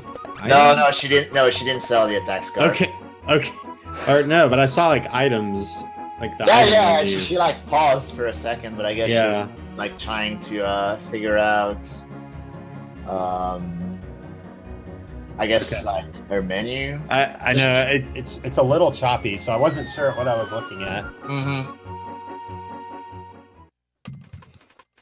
Yeah, so in this menu, you're basically cleaning your inventory out, getting rid of extra equipment, and not selling the attack scarf, just to kind of clean up your menus later. You don't need the money, but it's nice to have.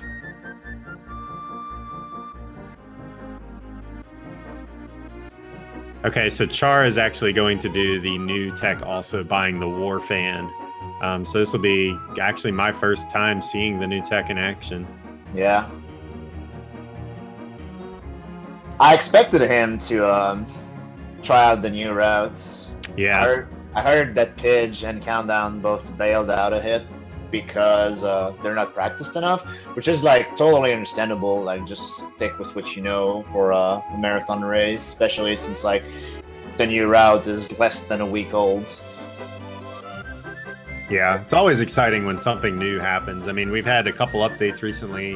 Char reworked the whole Countdown fight to give a faster and more reliable fight, which is just really, really cool. I was able to get it in my recent PB using the new tech. So there's always something in RPG speedruns. Never think your game is completely optimized. There's always some fight that could go just a little better. Mm-hmm. So if you're new to a community and you've got an affinity for that, definitely look into it. Never know what you might find.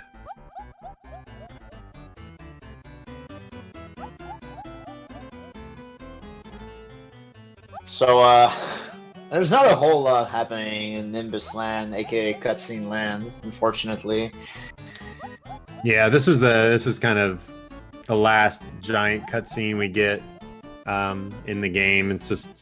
This is my least favorite music in the game, the Inner Castle, but I know some people disagree. I disagree. Dang, I'm alone on the call. I don't know why you don't like it. I don't know.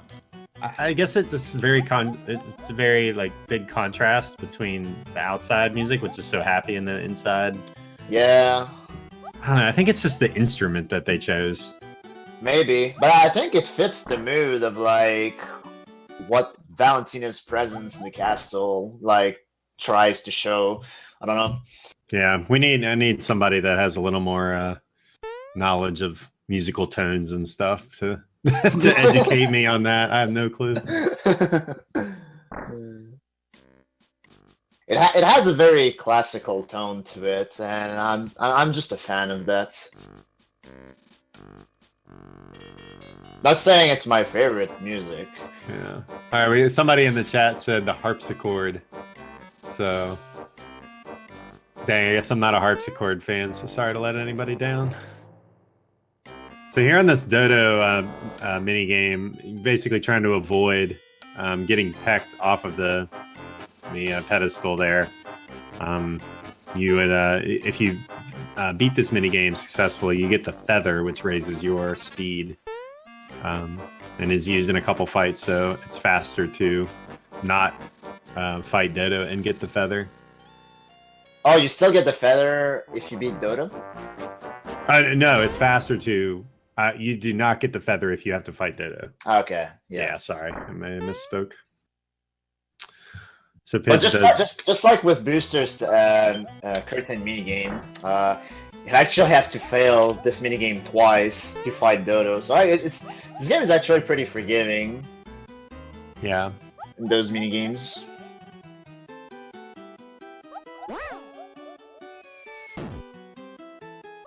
The Nimbus Castle has some really. This is also where optimal movement helps, because if you go slow through here, the enemies can move and just get in your way, and then you have to avoid them. So, learning optimal movement here is really important. Especially that shaman that Pidge is gonna pass by in a few seconds. She's looking for the flower jar, which is the purple. Yeah, the purple guy, yeah. Takes about 1 second to get. So it's a good backup in case you run into the Stumpet. You can use the flower jar, and also just refill your flower points, right? Yeah, and it gives you a couple more. So runs into the Troopa. You can actually fit through that little crack and get into the door without running into the Troopa. So Troopa face. Troopa face. I love that this game has a lot of characters from Super Mario Brothers 2. Like Birdo and the Sniffets, the Shy Guys. Right, yeah. You know, like you don't see those characters in other games really, but they made a comeback in this one. I'm trying to think of some other ones, but or they're more present in the newer ones, but yeah, on the NES, like the NES Mario games, they're actually only in SND2. Yeah. Char also paying respects to the Troopa face. So on the Birdo fight, Birdo has 2 phases. Birdo will shoot 4 eggs in one shot until you attack 3 times, and so Mario does most of the damage here. So you just want to attack with Mario 3 times and then use this bad mushroom on Birdo to kill. So that's why the other characters defend. They also don't do very much damage. Yeah, they do pretty pathetic damage. I mean, Mario is leveled up, wearing the attack scarf and the super suit, and boosted, and is only doing like 220 damage. So yeah. Alright, Pidge getting some sort of fan skip. That fan is actually my kryptonite. Yeah, it's tough. It's a tough jump. Yeah. And like, if you don't make the jump in some cases, the fan will just blow you away, even though he's still in his iframes, and that really annoys me. Mm-hmm.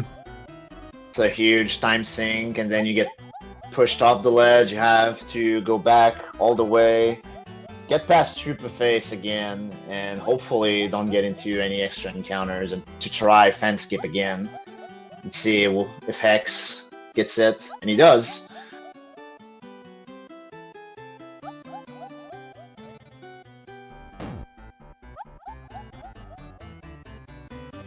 Daniel hit a shaman. The Forkies making an appearance, or Joffle making an appearance. Yeah.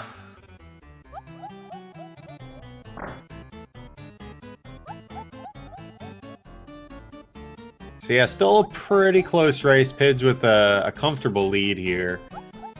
Pretty close overall. Valentina can actually swing the fight, or swing this time. Or the fight can just last much longer just based on attacks. Daniel having a really hard time getting out of this hallway. Yeah. Apparently made it over into the little alcove. Yeah. He went into the secret passage, and now he's having a hard time getting out of there. Yeah, and these attacks just take forever. These shamans cast Blizzard or Diamond Saw. All spells. Yep. Hopefully he runs away. All right, there you go. Oh, and the epic shaman almost got him as well. Oh, the troop. We're 4 for 4 on the troop. We need to have definitely need to have a clinic after this run. Yeah.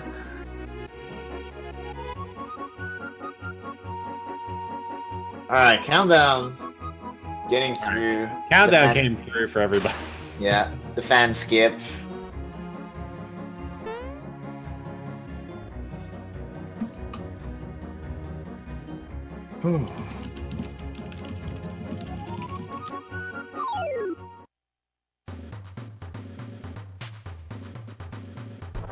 So Valentina, you have to go solo versus Dodo here, and Bowser's in the middle. One, because his defense is high, and two, because he's wearing the Trooper pin. And so if he throws a firebomb, it's a free fight. You throw a firebomb and an untimed attack, and it's over. But looks like Pidge doesn't have the bad mushroom or an extra firebomb, so he's going to have to attack.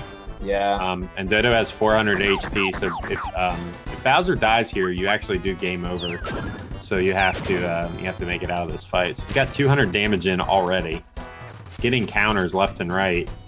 It's a pretty dangerous fight if you don't have a firebomb or a bad mushroom to cheese it. Like you really need to know how to block Dodo's attacks. Yeah. Because his damage can stack up really quickly, especially if he gives you a bunch of counter attacks.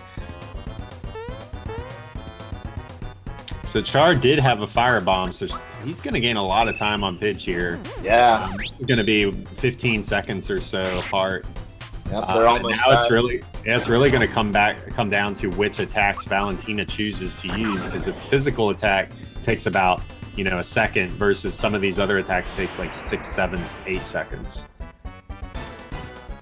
The fights are doing 0 damage. If it's a physical, you can block it. If it's an elemental spell, both Gino and Mario are wearing armor that prevents any damage from elementals.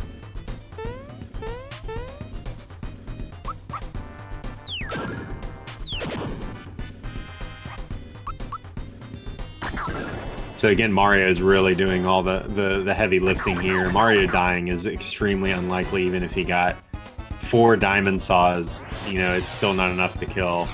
and of course he gets one, but yeah. This fight is pretty free to execute outside of the Dodo. This does take some work, so.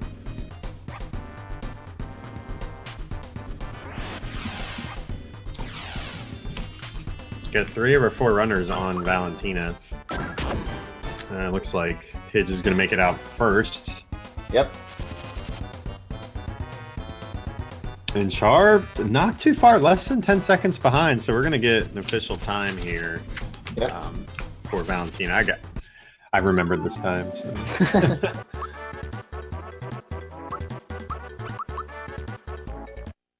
157.50 for Pidge. Yeah.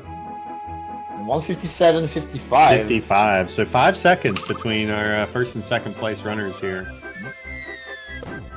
It's really exciting. I mean, both of these runners have really put in a lot of time into this game. Pidge especially. She's run this game, and I think how many marathons this year is she doing this game in? Too many? It's already been in 2, maybe 3. So. Yeah. She listed them the other day on stream, and it's at least 4 or 5 marathons that she's into this year. It's crazy.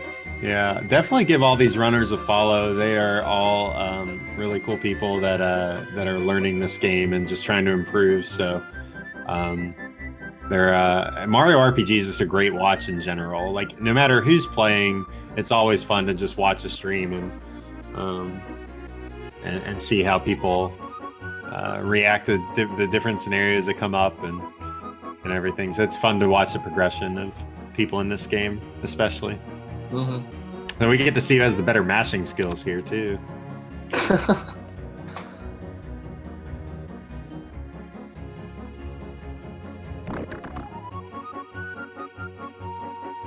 Yeah, Pidge will also be running this at RPG Limit Break, so that's really exciting. It's a marathon that raises money for charity as well, so pretty cool. Yeah, and she said that she would show off the new route for RPG Limit Break, so that's pretty exciting stuff. Yeah, for sure. Maybe giving this game a shot at getting showed at maybe HDQ next year? Who knows? Maybe. So 159.28. Oh, damn! Oh, wow! I was not even looking, and Yeah. Fortunately, Daniel saved. Yeah, and luckily remembered to reset. Yeah. Because you actually retain your experience if you game over, and due to the Peach chart, you need to have Peach at a certain level of experience going into the volcano. Mm-hmm.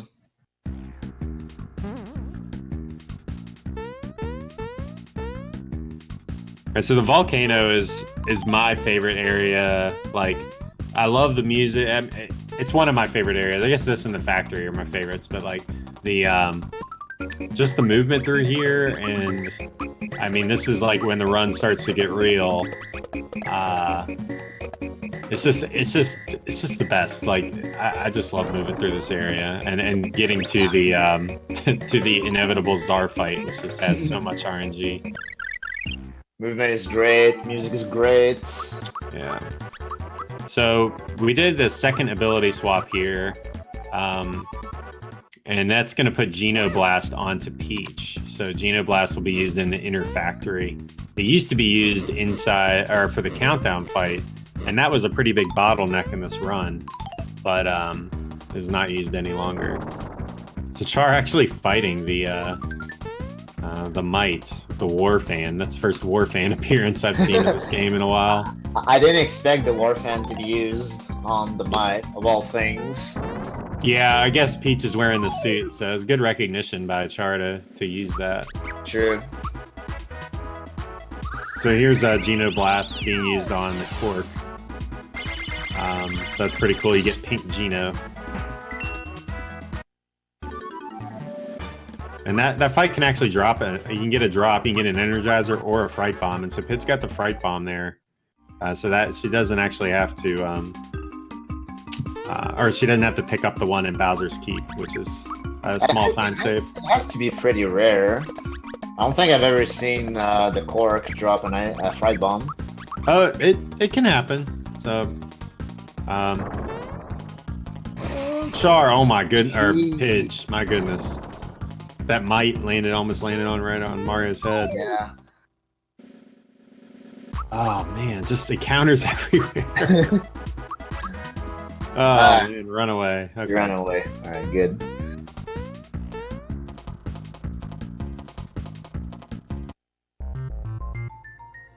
Alright, so Countdown also picks up Genoblast as well, so that's No! Char encountering Stumpet. Oh, that's why. Well, that's why you do the menu first if you're new to this game, because you can use Geno Whirl. Yeah, and that will one-shot the Stumpet. Yeah.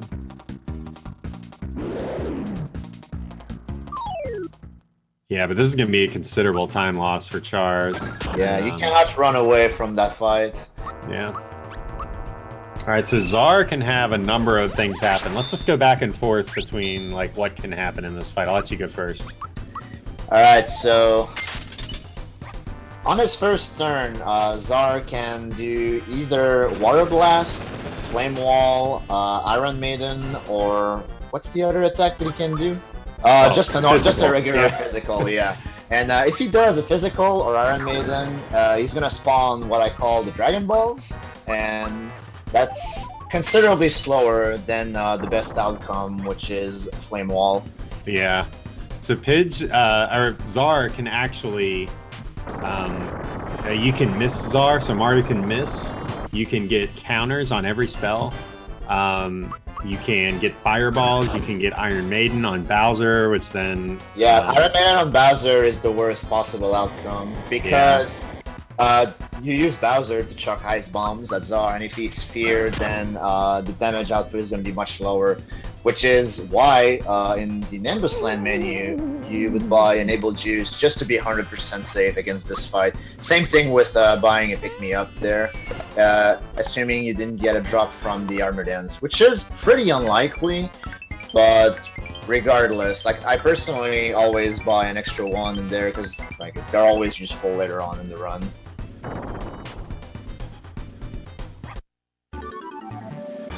Pidge made quick work of Zombone.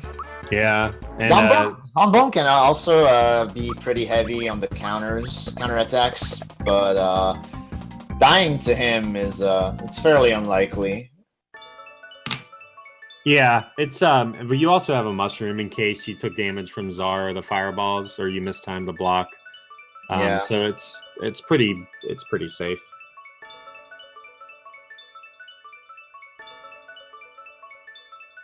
But yeah, Char actually got 2 ice freebies on this fight, so he's gonna have one for Axem still.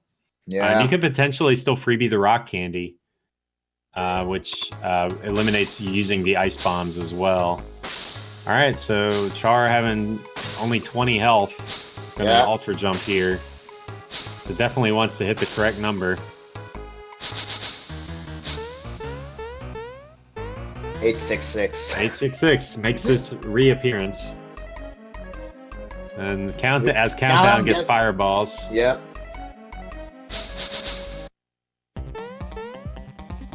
So it looks like he's going to be super jumping with Mario here. Well... Or Ice Bomb with Mario? Did he get a miss? Oh, he must have had a miss. Yeah. That would explain it, yeah. Yeah. So nobody knows how evasion works in this game, but for some reason, Czar has a higher evasion rate than other enemies. Same for Crocco too. Yeah. Yeah, it's just very, like, I think every boss, you can miss every boss, but it's just higher on some bosses.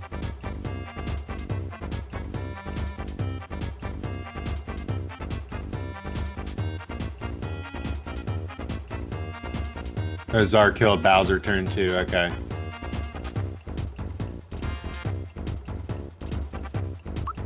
Yeah, I guess that'll do it. Yeah. So, Axem Rangers, there are actually a bunch of strats for this fight. And Pidge didn't get the Rock Candy freebie, so the strat in this case is you use either a Firebomb or an Ice Bomb afterwards. In this case, she used a Firebomb, and now she's going to Ultra Jump on every single Axem once. Still needs red. Hopefully, yeah. There Alright, it is, okay. Yeah. That was scary. Yeah, and so now if she has an Ice Bomb, next turn she can chuck it at Axem Red, and she's gonna move on to the second phase immediately. If she doesn't have an Ice Bomb, she's gonna have to attack with Bowser and with Mario, then have Axem Red take a turn, and then heal the injured character afterwards. Yeah, looks like she's gonna have to do the ladder strat. Yeah. So if Char can get a freebie here on the Rock Candy. Yep, he can make up a lot of time. Yeah. He doesn't. Has the fire. So this is the last bomb for Char. So really, everybody's pretty bomb-starved in this run. It's so weird to see Bowser and Geno swapped here. Yeah. Every single time I played this game for the last year and a half or 2 years, it's been Mario, Bowser, Geno. But this is the new route, so you'll get to see the difference because Pidge is doing the old route and Char is doing the new route. Yeah. And for now, the character order being different doesn't matter. It's only gonna matter once Char is gonna enter the factory.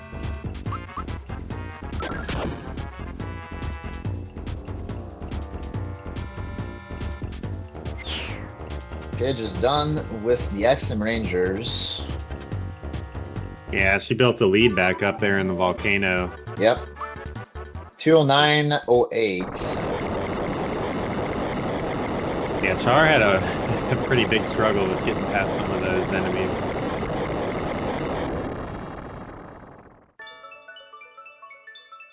I mean, Countdown's on the Axem fight also, so if he gets the freebie... No freebie. Man, never lucky. Never lucky. And I guess poor Daniel, also got the Stumped encounter in the volcano. Yeah.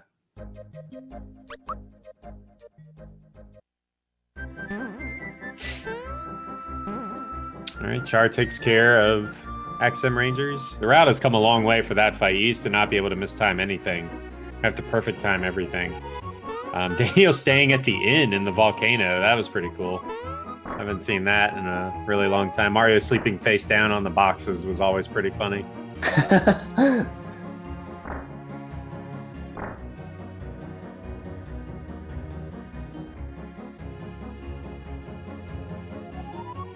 The party order makes a difference because the way speed tiebreakers work in this game is by character order. So because Gino and Bowser are going to have the same speed going into countdown, Gino is going to move first. And he's going to be able to pretty much cure or revive Bowser, depending on what countdown inflicts on him. It looks like Pidge. I think Pidge is going to do Mario's pad manip. You think so? Oh no! Okay, No. you're doing Nimbus. I thought she did. I thought one of these people did Mario's pad still, but she's going to do Nimbus manip. So what this is doing is saving and resetting. Resets the RNG counter so that you can move away to the Royal Bus, which takes you to the next area, Bowser's Keep. And there's Bowser doors in there, which are determined by the RNG value. So you have a 7-frame window to get on the bus to where we know where the chart is going or where the Bowser doors are going to be. This saves about 15 seconds over Mario's pad manip, and is just makes this run a lot faster to being able to predict it. You can actually gamble and just guess the Bowser doors, but you have no way of knowing where you stand. Yeah, I think Countdown is gonna be the only one to do Mario's pad manip. I think all the other ones know Nimbus manip. Yeah. Mario's pad is literally hold a direction on the D-pad and Y. This one is a little tighter because you have to move through the castle, and getting around that corner that Char just got around is actually pretty tough. Yeah. And then you have to talk to this NPC up here to trigger the Royal Bus cutscene. And so you'll actually see, we can kind of highlight it here. Char will wait on the final text box for, there's a visual cue that there's a cloud in the background that will move and touch the cloud platform that they're standing on, and that's when you want to hit the button, and you have a 7-frame window to hit the button. Actually, I had no idea. I thought that the Nimbus manip was audio cue exclusive, and then I learned about Claude's tutorial for it, and I've I shook my head basically for putting off learning Nimbus manip for so long. When I saw that tutorial, it's so easy afterwards. Yeah. Granted, it's not a lot of time. It's maybe 15 seconds. So like, it's not a huge deal for new runners. I would say like, just take the Mario's pad route and be completely safe with it. You have to actually like follow a pretty annoying chart for Nimbus manip. Also, if you're learning Japanese for this game, it's probably one of the most challenging parts of the run is the topper quiz questions. So Pidge actually made an app for learning the topper questions in Japanese. So don't be frightened. There are plenty of resources available.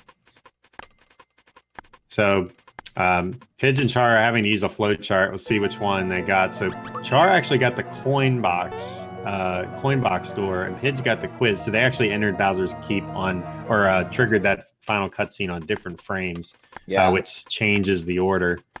And I think since Pidge got the quiz, she's 100% safe. Char might still be too early. It's possible, yeah. Yeah. But you can actually correct it. If you're not sure, you can go into door 6 and that'll tell you.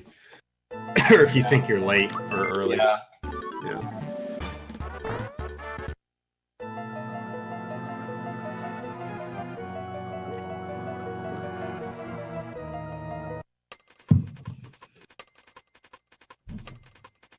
So the race, same deal as the quiz, except you only have to remember 4 different patterns.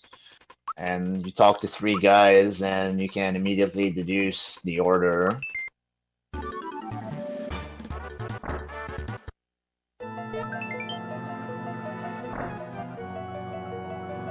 So there are tons of ways to solve this cannonball puzzle, but our boy Kurt Q actually put this formula into like some supercomputer they have at NASA.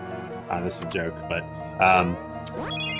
to find out the optimal way to solve that quiz or that little trial there. So, oh no, Char got a battle door. Ooh.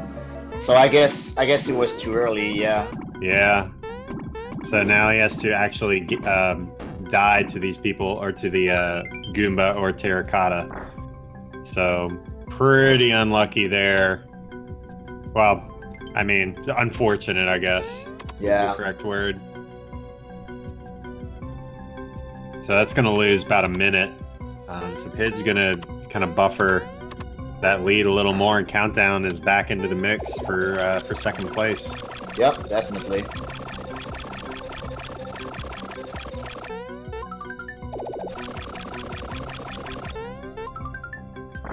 Yeah, and these enemies actually hit really hard. The Terrapins have been working out since the first time you saw them.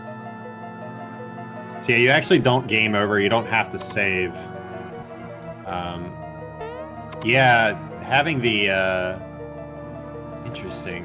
I just wonder which frame he's on. So he went into door 4. Does that mean he's late? He went into door 4 with the Terracotta battle? Yeah. He was 1 frame early. Okay. Yeah, you're right. Good call. Yeah. That's still really unfortunate. Like, being 1 frame early is like the ultimate tease. So close yet so far.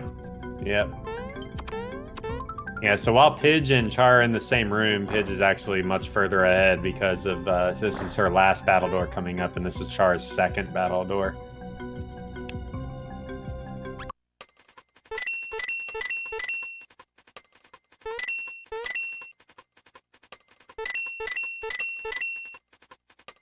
You need this last item box in the room is optional. It's a Kira Cola. Well, it's optional in the fact that, like, if you get a Kira Cola freebie from Yarid, you can actually skip that box. Save a little time. And so Char's gonna have to... This is always really frustrating for me, like, trying to remember what goes on what characters. Yeah. He's also, I think, needs to put the experience booster on Peach. Yeah. I think so, yeah. Yeah. Alright, there we go. Alright, so it looks good. Oh, has checked the chart again. Not making another mistake. Alright, this is my favorite room, the invisible floor room, with the donkey skip at the end, hopefully. That I can never pull off in runs.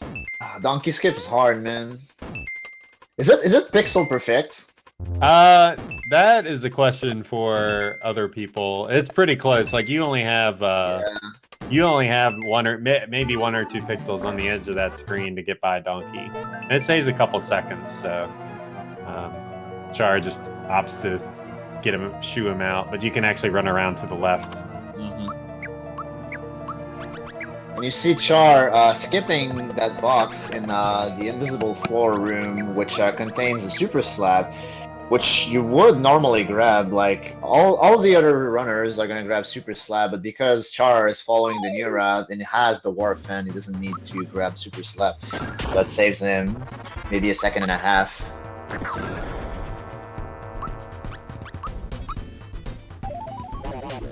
Yeah, the Magic Koopa fight's actually pretty scary. If you don't time everything correctly or mess something up, he will summon a mini-boss that will shield him from any attack, so it just loses a ton of time. Yeah. Especially if you get, like, Jinx, who can actually own you. How do you even kill Jinx fast? I mean, it's just physicals. Just physicals, just keep attacking. Yeah. If it's the big bomb, I know that like you just jump with Mario and that crushes it. But yeah. Everything else though is pretty big time loss. Yeah, Countdown also getting the super slap.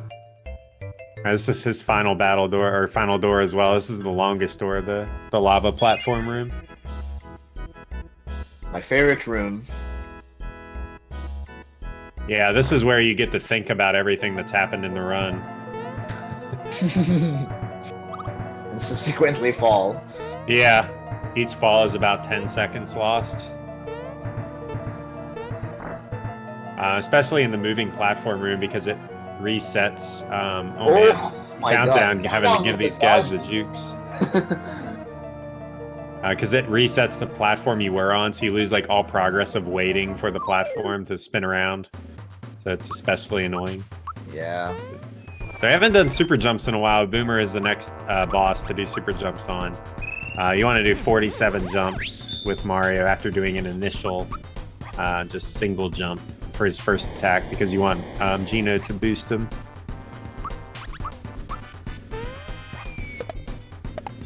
And Boomer, obviously the hardest boss to super jump on. For me, it is. At times. It's like it's funny, like his torso goes up and down at the same rate that the jumps are. So like if you get on a bad frame, the animation that messes with me a little bit. Yeah. And looking at Mario just doesn't work for me in this fight because he's on the screen for so long.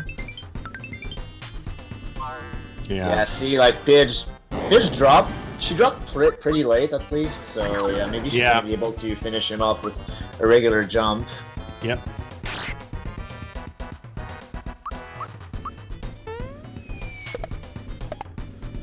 We're still gonna finish out with super jumps, so. Yep, there we go. Cool.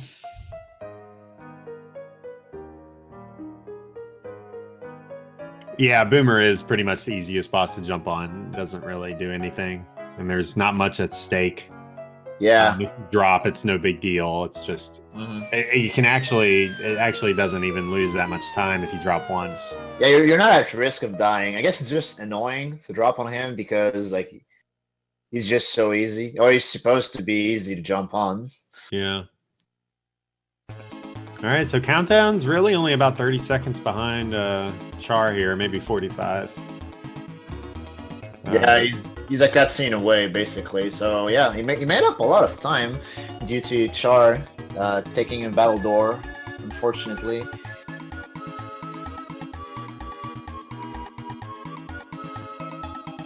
So a couple of the things, I guess I can highlight here, a couple of the things that are new with the new route that we'll see Char execute and we won't see Pidge execute, is that Pidge will have Peach in the party for Countdown, and Char will have Bowser. And that Bowser is actually has higher defense, so can tank a couple more attacks than Peach could, and higher HP. And then there are a couple of menus are eliminated as well. Pidge will get the Ultra Hammer. A couple other minor things, but that's about it. About Koopa's used in the party rather than Peach, so that's pretty much the main difference. Everything else is about the same, and some menuing.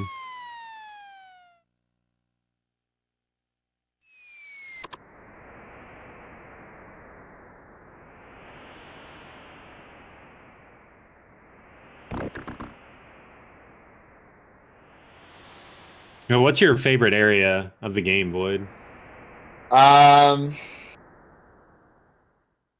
It might be the Sunken ship.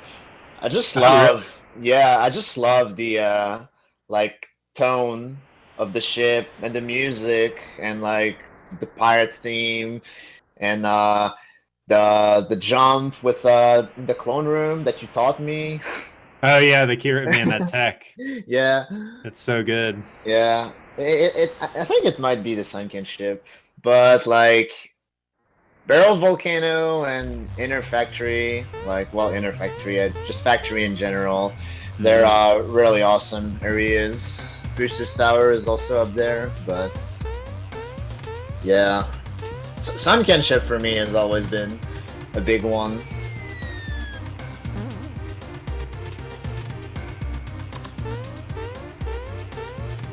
Yeah, I really like this area. The factory is just so good. The platforming is, it just feels so good to get it. Like the whole run is coming to an end, and I don't know. It's just so good. The music's great. Yeah.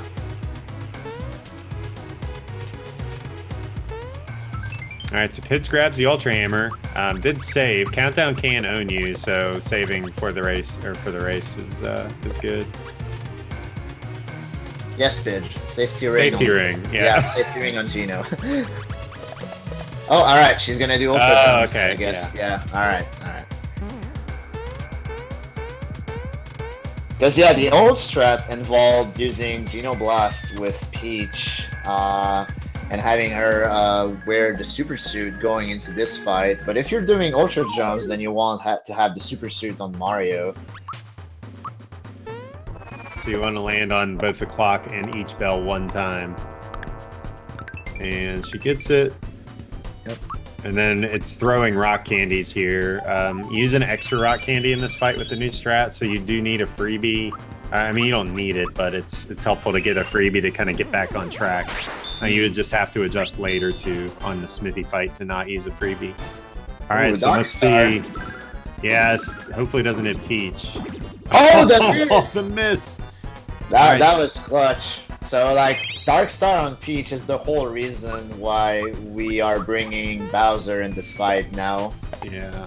But also, Time is Marching On happens, so Pidge needs to jump on that bell like 5 times and I think got it. I think that's good. Yeah, that should be good. Yep, so now you can just do regular strats. Yep, throw 2 more rock candies and she should be back on track.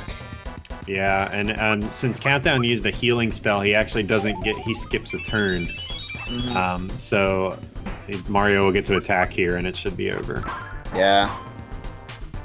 She jumped a lot on Countdown with, exactly, with the Ultra jumps, so, like, she had a really good shot at skipping Aurora Flash, which she did. Yeah, Char got double physical from the bells, which is the optimal outcome there. Mm-hmm. Not only does it doesn't take a lot of time, but it doesn't damage anybody. You can block it, so. Yeah, Char really gonna kind of bring his run back a little bit here. Pidge did the jump. Most important tech. All right. Yeah. Yeah, this part especially is really, really technical movement. Yeah, next screen is like it's my favorite screen of the factory.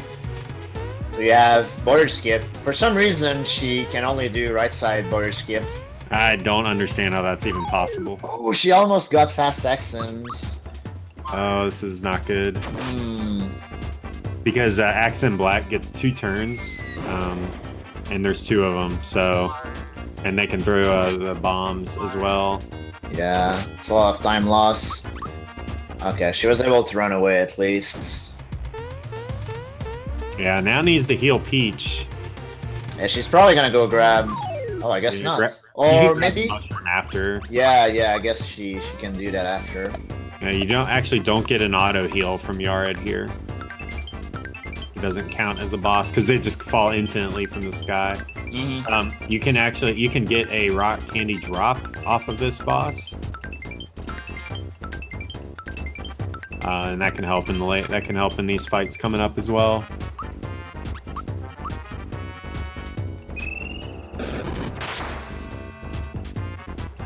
So yeah, couple different strats that Pidge and Char are gonna do here. So Pidge did 25 super jumps plus a shocker for 800 damage to kill Machine Made Yaridovich, but Char doesn't have Peach in his party right now, so he's gonna have to do 37 super jumps instead. I think it's roughly the same time, maybe a bit slower with 37 super jumps, but... Yeah, you also save some time later because you don't have to switch in the menu. Well, no, I guess not, because Geno Blast isn't used on Countdown, so... Yeah. Daniel struggling to get by those bullets, finally gets past them, the Boomer. So Countdown, so we had 3 different Countdown strats. Yeah. Pretty neat in a race to have 3 different types of strats. Yeah, actually, Countdown doing the old countdown strat with Geno Blast on Peach. Yeah, and does get a rock freebie, so that'll help him later. Pretty standard fight on his hand. Ooh, Peach going down for Pidge. Yeah, so now she'll just attack with Mario and can defend with Geno again. Oh, well, yeah. Huh? Oh, okay. Oh, that was good. So now that puts Mario back in the turn order first. Mm-hmm. Yeah, it's really not a big deal. It's if a character goes down, like if Peach goes down in that fight, like you just lose like the time you lose from Cloaker and Domino's attacks. It's annoying, but like it's not the end of the world. Yeah. So 64 jumps on the snake, and I don't know why, but apparently the frame window between every jump on the snake is a bit wider than normal. That's correct. It's because of the just the lag on the screen. This fight is exceptionally laggy because of the just the animations that are happening. Like there's that lightning, Cloaker's moving his mouth a lot, and the snake's moving back and forth, so it just creates a little lag.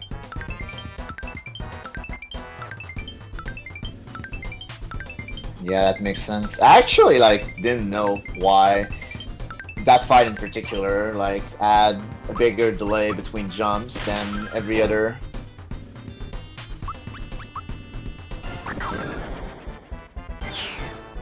And there we go. Alright, good jumps by Pidge. Kachara's gonna have to do an extra menu here after this fight as well to put Peach back in the party and move some equipment around. Yeah. So it's give and take. That's I'm excited to try this out though. So here we are. We're getting to the end.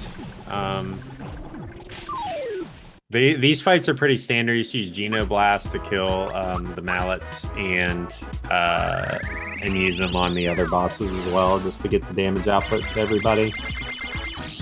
And then we'll be super jumping and throwing bombs pretty much the rest of the run after that.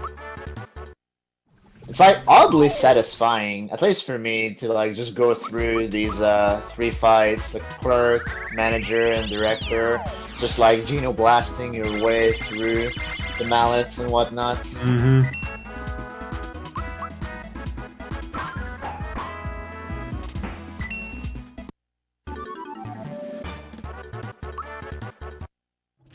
Oh, and another upside that I can talk about of the new route that Char is going to do is the upcoming manager fight. So Peach is going to be level 16 for that fight. So if you use 2 Geno Blasts plus an attack with Mario, manager is always going to die no matter what. So you don't have to worry about a damage roll from Mario to either do an extra attack with Geno or not, which Pidge is going to have to adjust on.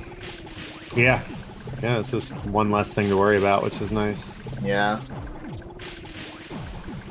And it's especially useful because these fights, all 3 of those fights, the clerk, manager, and director, they can do counter attacks, and if you don't have to worry about attacking with Geno, that's one less counter attack to worry about.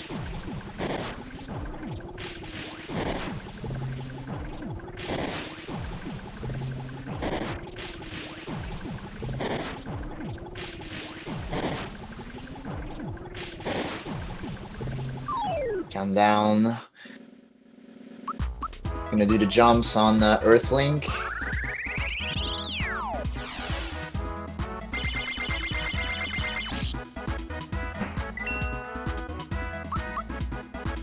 Yeah, Earthlink is actually pretty strong.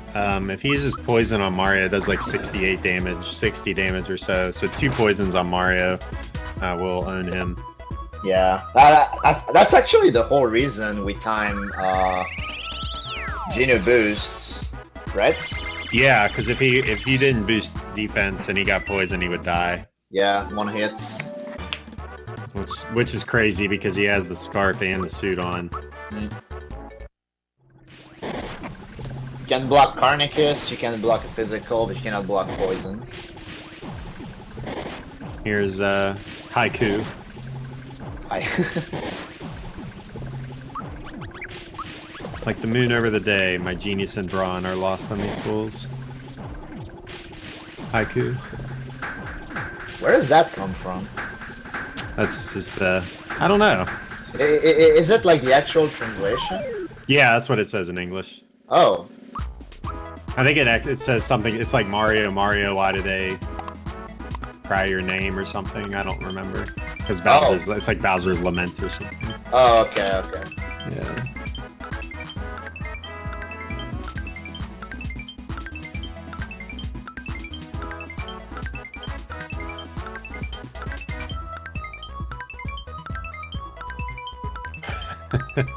Truly, his genius and brawn were lost on us. That's true. Alright, so Daniel having an interesting countdown fight here with Peach down and Mario down.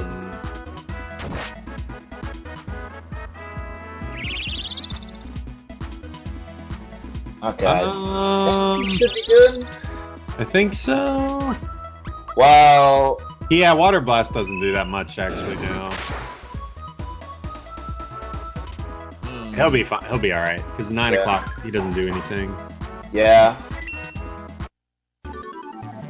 Oh, the miss. Well, I missed anyway. That reminds me of your highlights.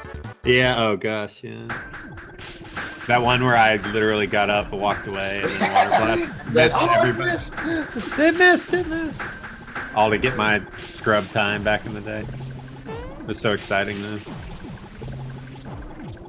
Alright, so these runners are really close now. I mean, they just finished the battle about 30 seconds apart, so the last fight is pretty much down to execution. This Gunyoke fight also can vary wildly based on the amount of freebies you've gotten, but I don't think these runners have gotten any freebies really of note. Any ice freebies. Yeah. I see a boost on Peach, so that tells you that your bomb count is not good. Yeah, for sure. There's actually a new strat for one ice bomb, one rock candy on Gunyoke, which is much faster, much better, and also doesn't randomly fail, as opposed to this strat.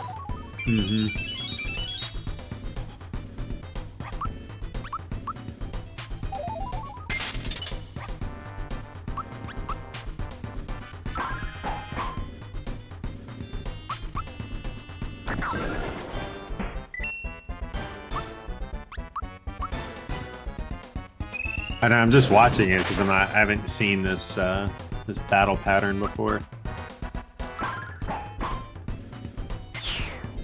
All right, takes care of Gunyoke. Yep. That's pretty huge. So we'll get a time here. We do all of our splits on just fade out from the level up menu or the boss battle just for consistency. So 280 or 238, 33.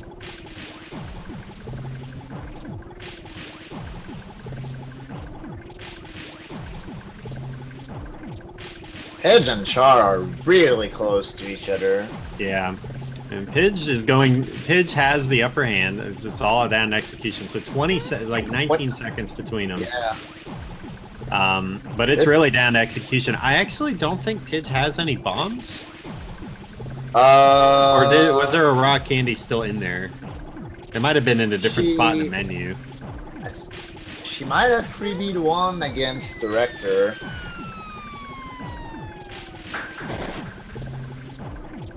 But if you don't go in this fight with any bombs, then I don't even know what the old strat is. The new strat, like you do maybe 85 jumps, then you attack with Peach. But... Oh, okay. Yeah, you can. Each jump is 19 damage. Yeah. So let me check. Actually, make it up. Yeah. I have the routes. The HP, Smithy is 2,000 HP. So really, you want the middle character to go last, or Peach to go last, so that you get 3 turns before Smithy changes forms in the second phase.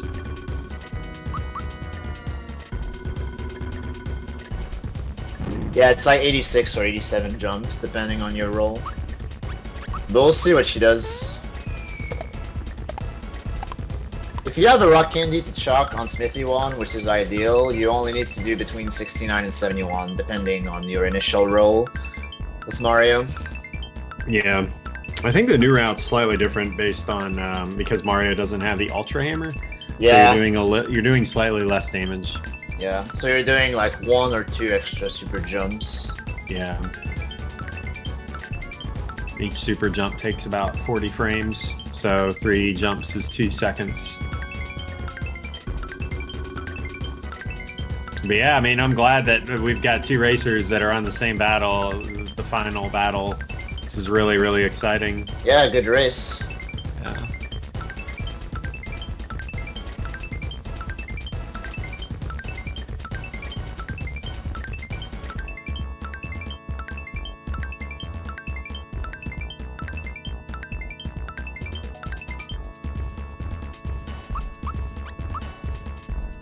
All right, Pidge gets the jumps.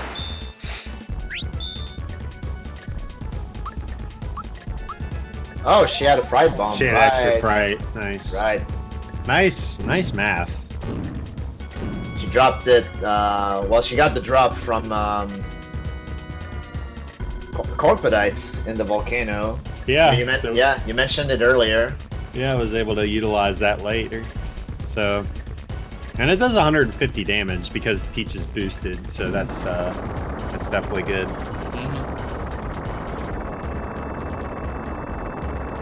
Char also gains time every time he uses the Mega Glove over the Ultra Hammer because of the the shorter animation. That's another time save in the new route. So. Yep. All right, so I got, let's see, 107. So I got 8 seconds separating the 2 runners now. Wow. So the strat for this is to attack with all 3 characters. I actually wouldn't be surprised if Gino boosted himself here for safety in the race, but they may go all out. We'll just have to see. Because Gina's attack is already boosted. Pidge is going all out. I love it. So you get about 1,000 damage on this, or 900 damage on this first phase, and then he changes to Tank Head, and Tank is you can super jump on Tank Head. Char also going all out. They must be watching each other. Yep. And showing up the Warfan, the only time you're supposed to see Warfan in the new routes. Which is pretty neat. Yeah, I think he mistimed it and only did 121 damage. So. Yeah, it was definitely mistimed. It's supposed to... I have no clue when the Warfan timing is. It's super early. It's like as soon as you see it appear on screen. I see. Yeah. And if you do time it correctly against unformed Smithy Ed, it's like between 160 and 180, I think. Okay. Alright, so Char drops, gets 1,200 damage. Yep, Pidge is still going. Yeah, you can get up to 100 jumps, and it does 3,028 damage. You know, I wonder if it always seems like the bullet hits Gino. I wonder if it's like that slot is more likely to get hit because Peach just got hit. Yeah. I have to look at the code. The Pidge is still jumping. This is really, really outstanding here because this will put 30-28. So it gets the 100 jumps. Excellent. Yeah. That will push Smithy past the possibility of Mage Head on the second head phase. Yeah, even though Gino died this turn, always Gino. Always Gino. An important block there too. So now if Pidge does another 100, it'll literally be only about 250 damage from being dead. Yeah. Based on what, and then based on what head Tank Head goes to. So that basically if Smithy goes below 6,000 HP, He'll then transform to Mage Head if it's after 2 turns. If it's under 4,000, it'll be Chest Head, and Chest Head is better than Mage Head, I'll say, because Chest Head is weak to fire, and so if you have Fire Bombs plus Maria's Super Flame, you can do a ton of damage in a short amount of time. Yeah, and Chest Head is not really threatening as opposed to Mage Head. Mage Head has like really strong spells that attack all characters, and is just immune to well, maybe not immune, but like really resistant to magic attacks in general.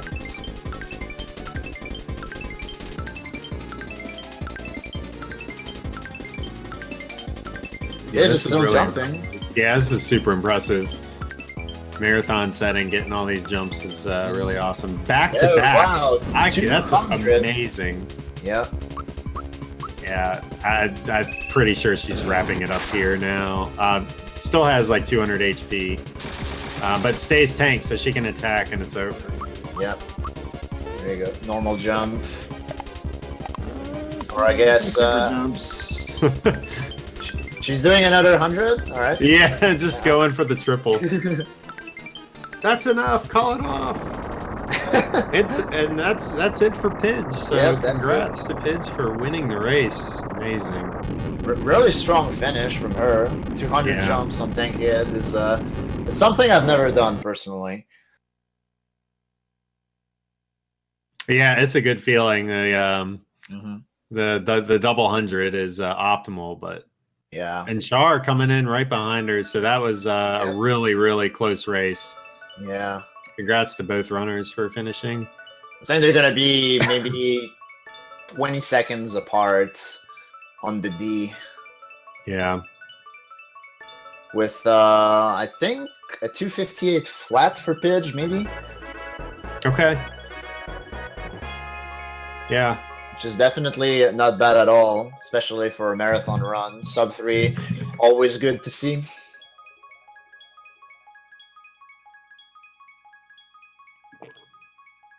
Yeah, I'm glad we got to see all the different strats, just kind of showing you where the game has like gone just in the last year. Yeah. Or even this route, like a month and a half ago, the new route wasn't even out, and now we have a newer route, just based on people's curiosity and exploring the game.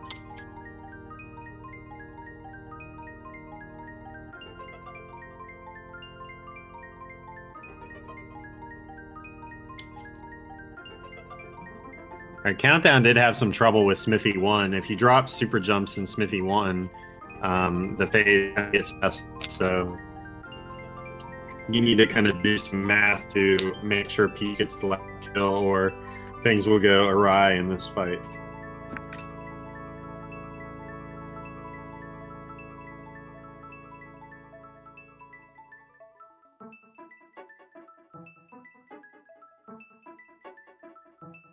Yeah, so the time has not stopped for the runners, because in this for this game we time to the end of the credits. That's the tradition that we follow, and honestly, I think it's cool, because then a sub 3 time becomes like a significant time.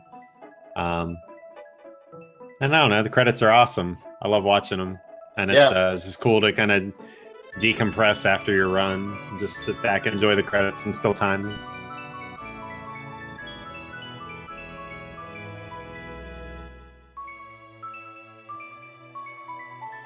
And regardless, you're always gonna watch the credits after your speed run, so like it really doesn't matter if it's timed or not.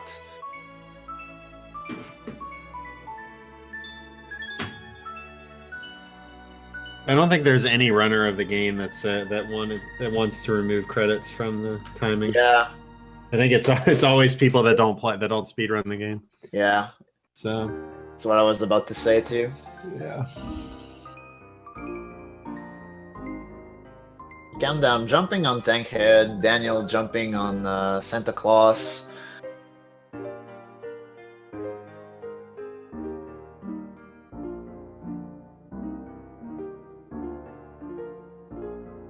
Oh, he defended with Gino there. Okay.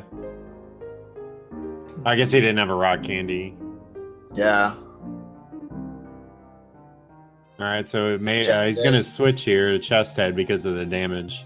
If he gets under 2,000 HP, then it's random of which of the 4 he picks. He can also not. He can also not change. 50% chance of changing. And he has a firebomb, so that'll do 360 to chest head. And now deciding what to do.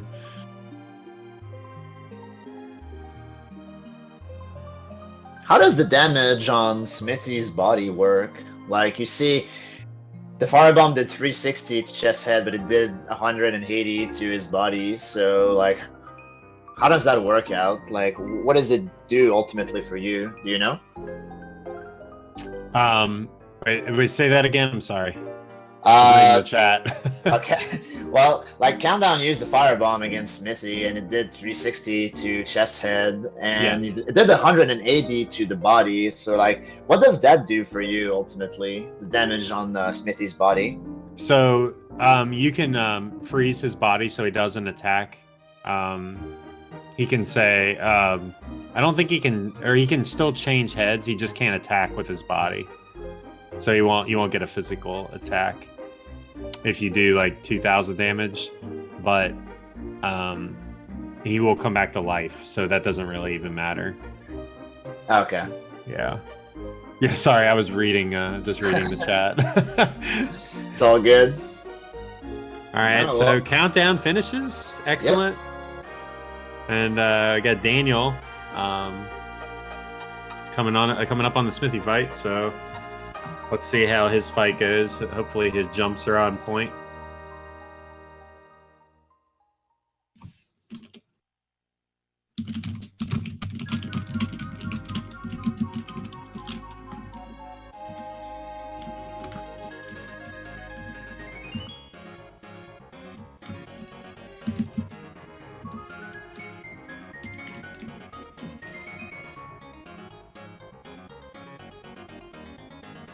Oh, and Dorkmaster Fleck also finished. So we haven't had him on stream. We've had actually a 5th racer this whole time, and we kind of switch back and forth, but I've just left these 4 on the screen. So, congrats to Dorkmaster Fleck as well.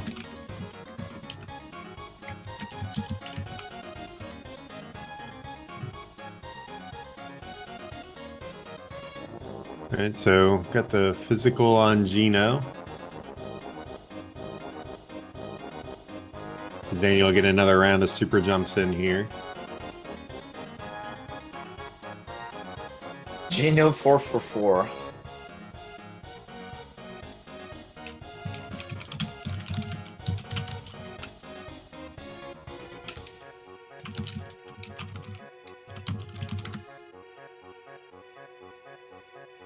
Yeah, it always seems like whenever you need Smithy to not kill Gino, he does. I mean, you never want him to, but like, I don't know, if you need to gain time or something to be able to PB, it's usually it usually does that. But Yeah. Daniel getting the good luck here.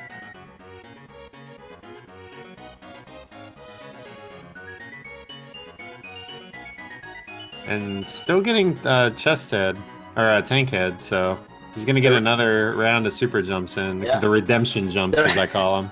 Yeah, that's how I call him too. Yeah.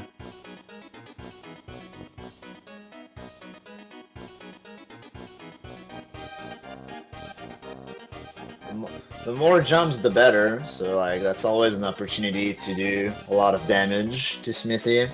Yeah, for sure.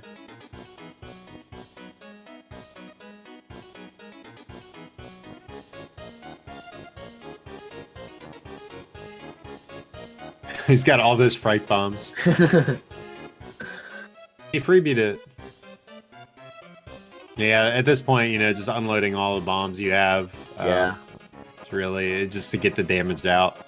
Attacks on tank head really don't work unless you're Mario. That does more than a regular jump.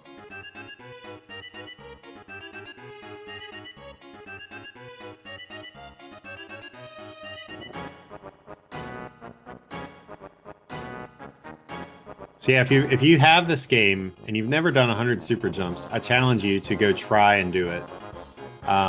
There's actually a YouTube video we have on the wiki that some other guy made a long time ago on how to do super jumps.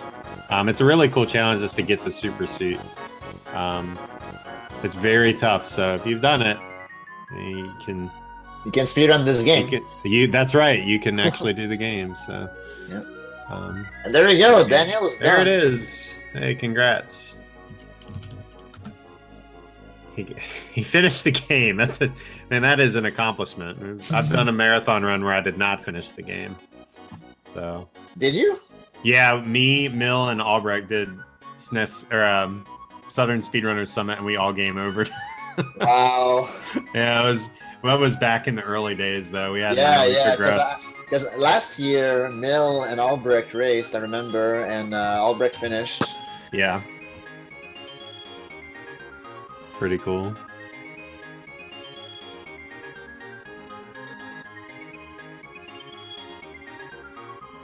So yeah, we've got a few more minutes. We're gonna let the credits play out for the victor before we turn it over. We've got Earthbound coming up next. The race between Temple and Background Guy, any percent glitchless, coming up around 11:10 Eastern. To take us through the night. Yeah, should be fun. Sorry, I've actually never. jump in. No, you're good. I've never actually played Earthbound. It's on my list, but Yeah, me too. Yeah, I've only watched it myself. yeah. The glitchless. I love the glitch. I like watching glitches, but I always like the glitchless races. Just to see you get to see more of the game that way. Yeah, absolutely. Although as somebody who as I guess a big fan of speedrunning, I'm all about glitches, and that doesn't ruin the game at all for me. And I'm always impressed when people can pull them off. So yeah, I think my preference of playing is usually glitchless categories. Like the games I speedrun do most of the content. Like this game especially, you skip the Mac fight, but you're literally doing everything else. So I think that's also really cool. Yeah, for RPGs, I like glitchless categories just because you really see a lot of the game, and like they're really good games. So I'm always down for the max amount of gameplay. Absolutely. So how, just as someone who doesn't watch a ton of SM, or how rare is that 200 jump that we saw Pidge pull off at the end? It's pretty tough to do. I mean, that's the optimal strat. Doing it in any speedrun is always impressive because, especially at the end of the run, you need to nail those jumps to eliminate RNG, and it's extremely difficult. And I think Void said earlier he hadn't ever done it either, and I've only done it a handful of times ever. So Yeah. It's all execution too. So I think Tankhead Smithy is the hardest enemy to jump on in the entire game. Yeah. I think And it's yeah.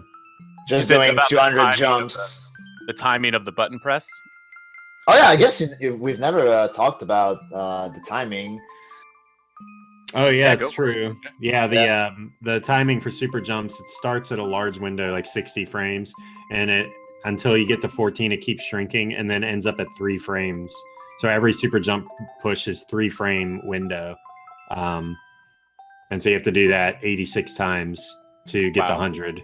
So yeah, and she did it 3 times in this run, which is extremely impressive. So Each frame is 1/60th of a second, so you have 3/60ths of a second to yep. that button. That's insane. And to Yeah. pull it off in a marathon, that's just adds to that victory for Pidge. Congratulations. Absolutely. Yeah, really strong. And Char make it such a close race. Yeah, for failing or for getting the battle door too. It's kind of sad, but yeah, it was a really good race. Almost pulled off the comeback. So I mean, for an over 3-hour race to come within anything less than a minute of each other is amazingly close. yeah, this is a great race game. Yeah. Yeah. Well, like it also could have been like No a bias. different runner, Well, you know. we'll leave this debate for another day. Yeah, we will. It's I'm glad we were able to get this race into the Yeah. SNES Well, Superstars Marathon. It's really well done. well, at least the racers listened to us and saved a lot. Yeah. So that we can have so that we can have 4 completed runs, 5 completed runs actually. Let's not forget about Dork Master Fleck. Yeah. Absolutely. Yeah, maybe next year we'll have a 7-person race. Yeah, we'll we'll add the just do, like- commentators to the field. Just the octo box. Just get Yep. that. I don't know whose computer is going to be able to handle that one. So Yeah, that was fun to watch. And did we hit the end credits here? Who else? Is anyone else finishing up? Is everyone wrapped up? yeah, we've wrapped up. Yep. We've gotten we got the D, so we have finished the run.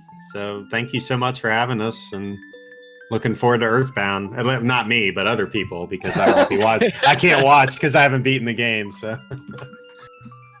All right. Well, thank you, Lack Attack and Void, for that great commentary. I saw a bunch of positive reviews in chat for that. And to all our racers, just to have something that close and to show off those types of skills, that's what these types of events are all about. To hit the 200 jump in a rate, and when we're advertising over 200 speed runs of Super NES games, it was very fitting.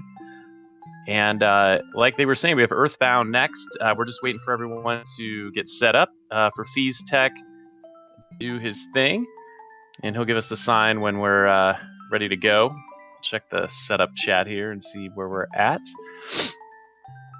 And it looks like we got another couple minutes here, so I don't know if the commentators are still on. If there's anything else we should keep in mind about this game, anything you guys want to promote? I guess we could say that there's going to be an anniversary race. Yeah. On this Friday evening, this coming Friday, the 21st birthday of Super Mario RPG was last Thursday, and so we're going to be doing a any percent race. It'll be a big community thing. We have a Discord. We also have a wiki, which the victor of this race, Pid01, put together. And has really outdone herself and made tons of valuable resources for any kind of new runners. Let me get that link. I can paste it in chat.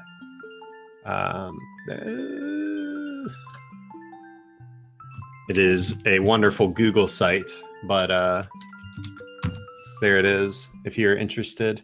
And then we have a Discord, so if you're interested in learning, have any questions, want to complain about bad RNG, that's the place to do it. We have a Discord. I'll put that in the chat as well. Complain about your terrorized misses. Oh yeah, everything that goes wrong. Just please, just we will all commiserate with you because we've all been there. Yeah.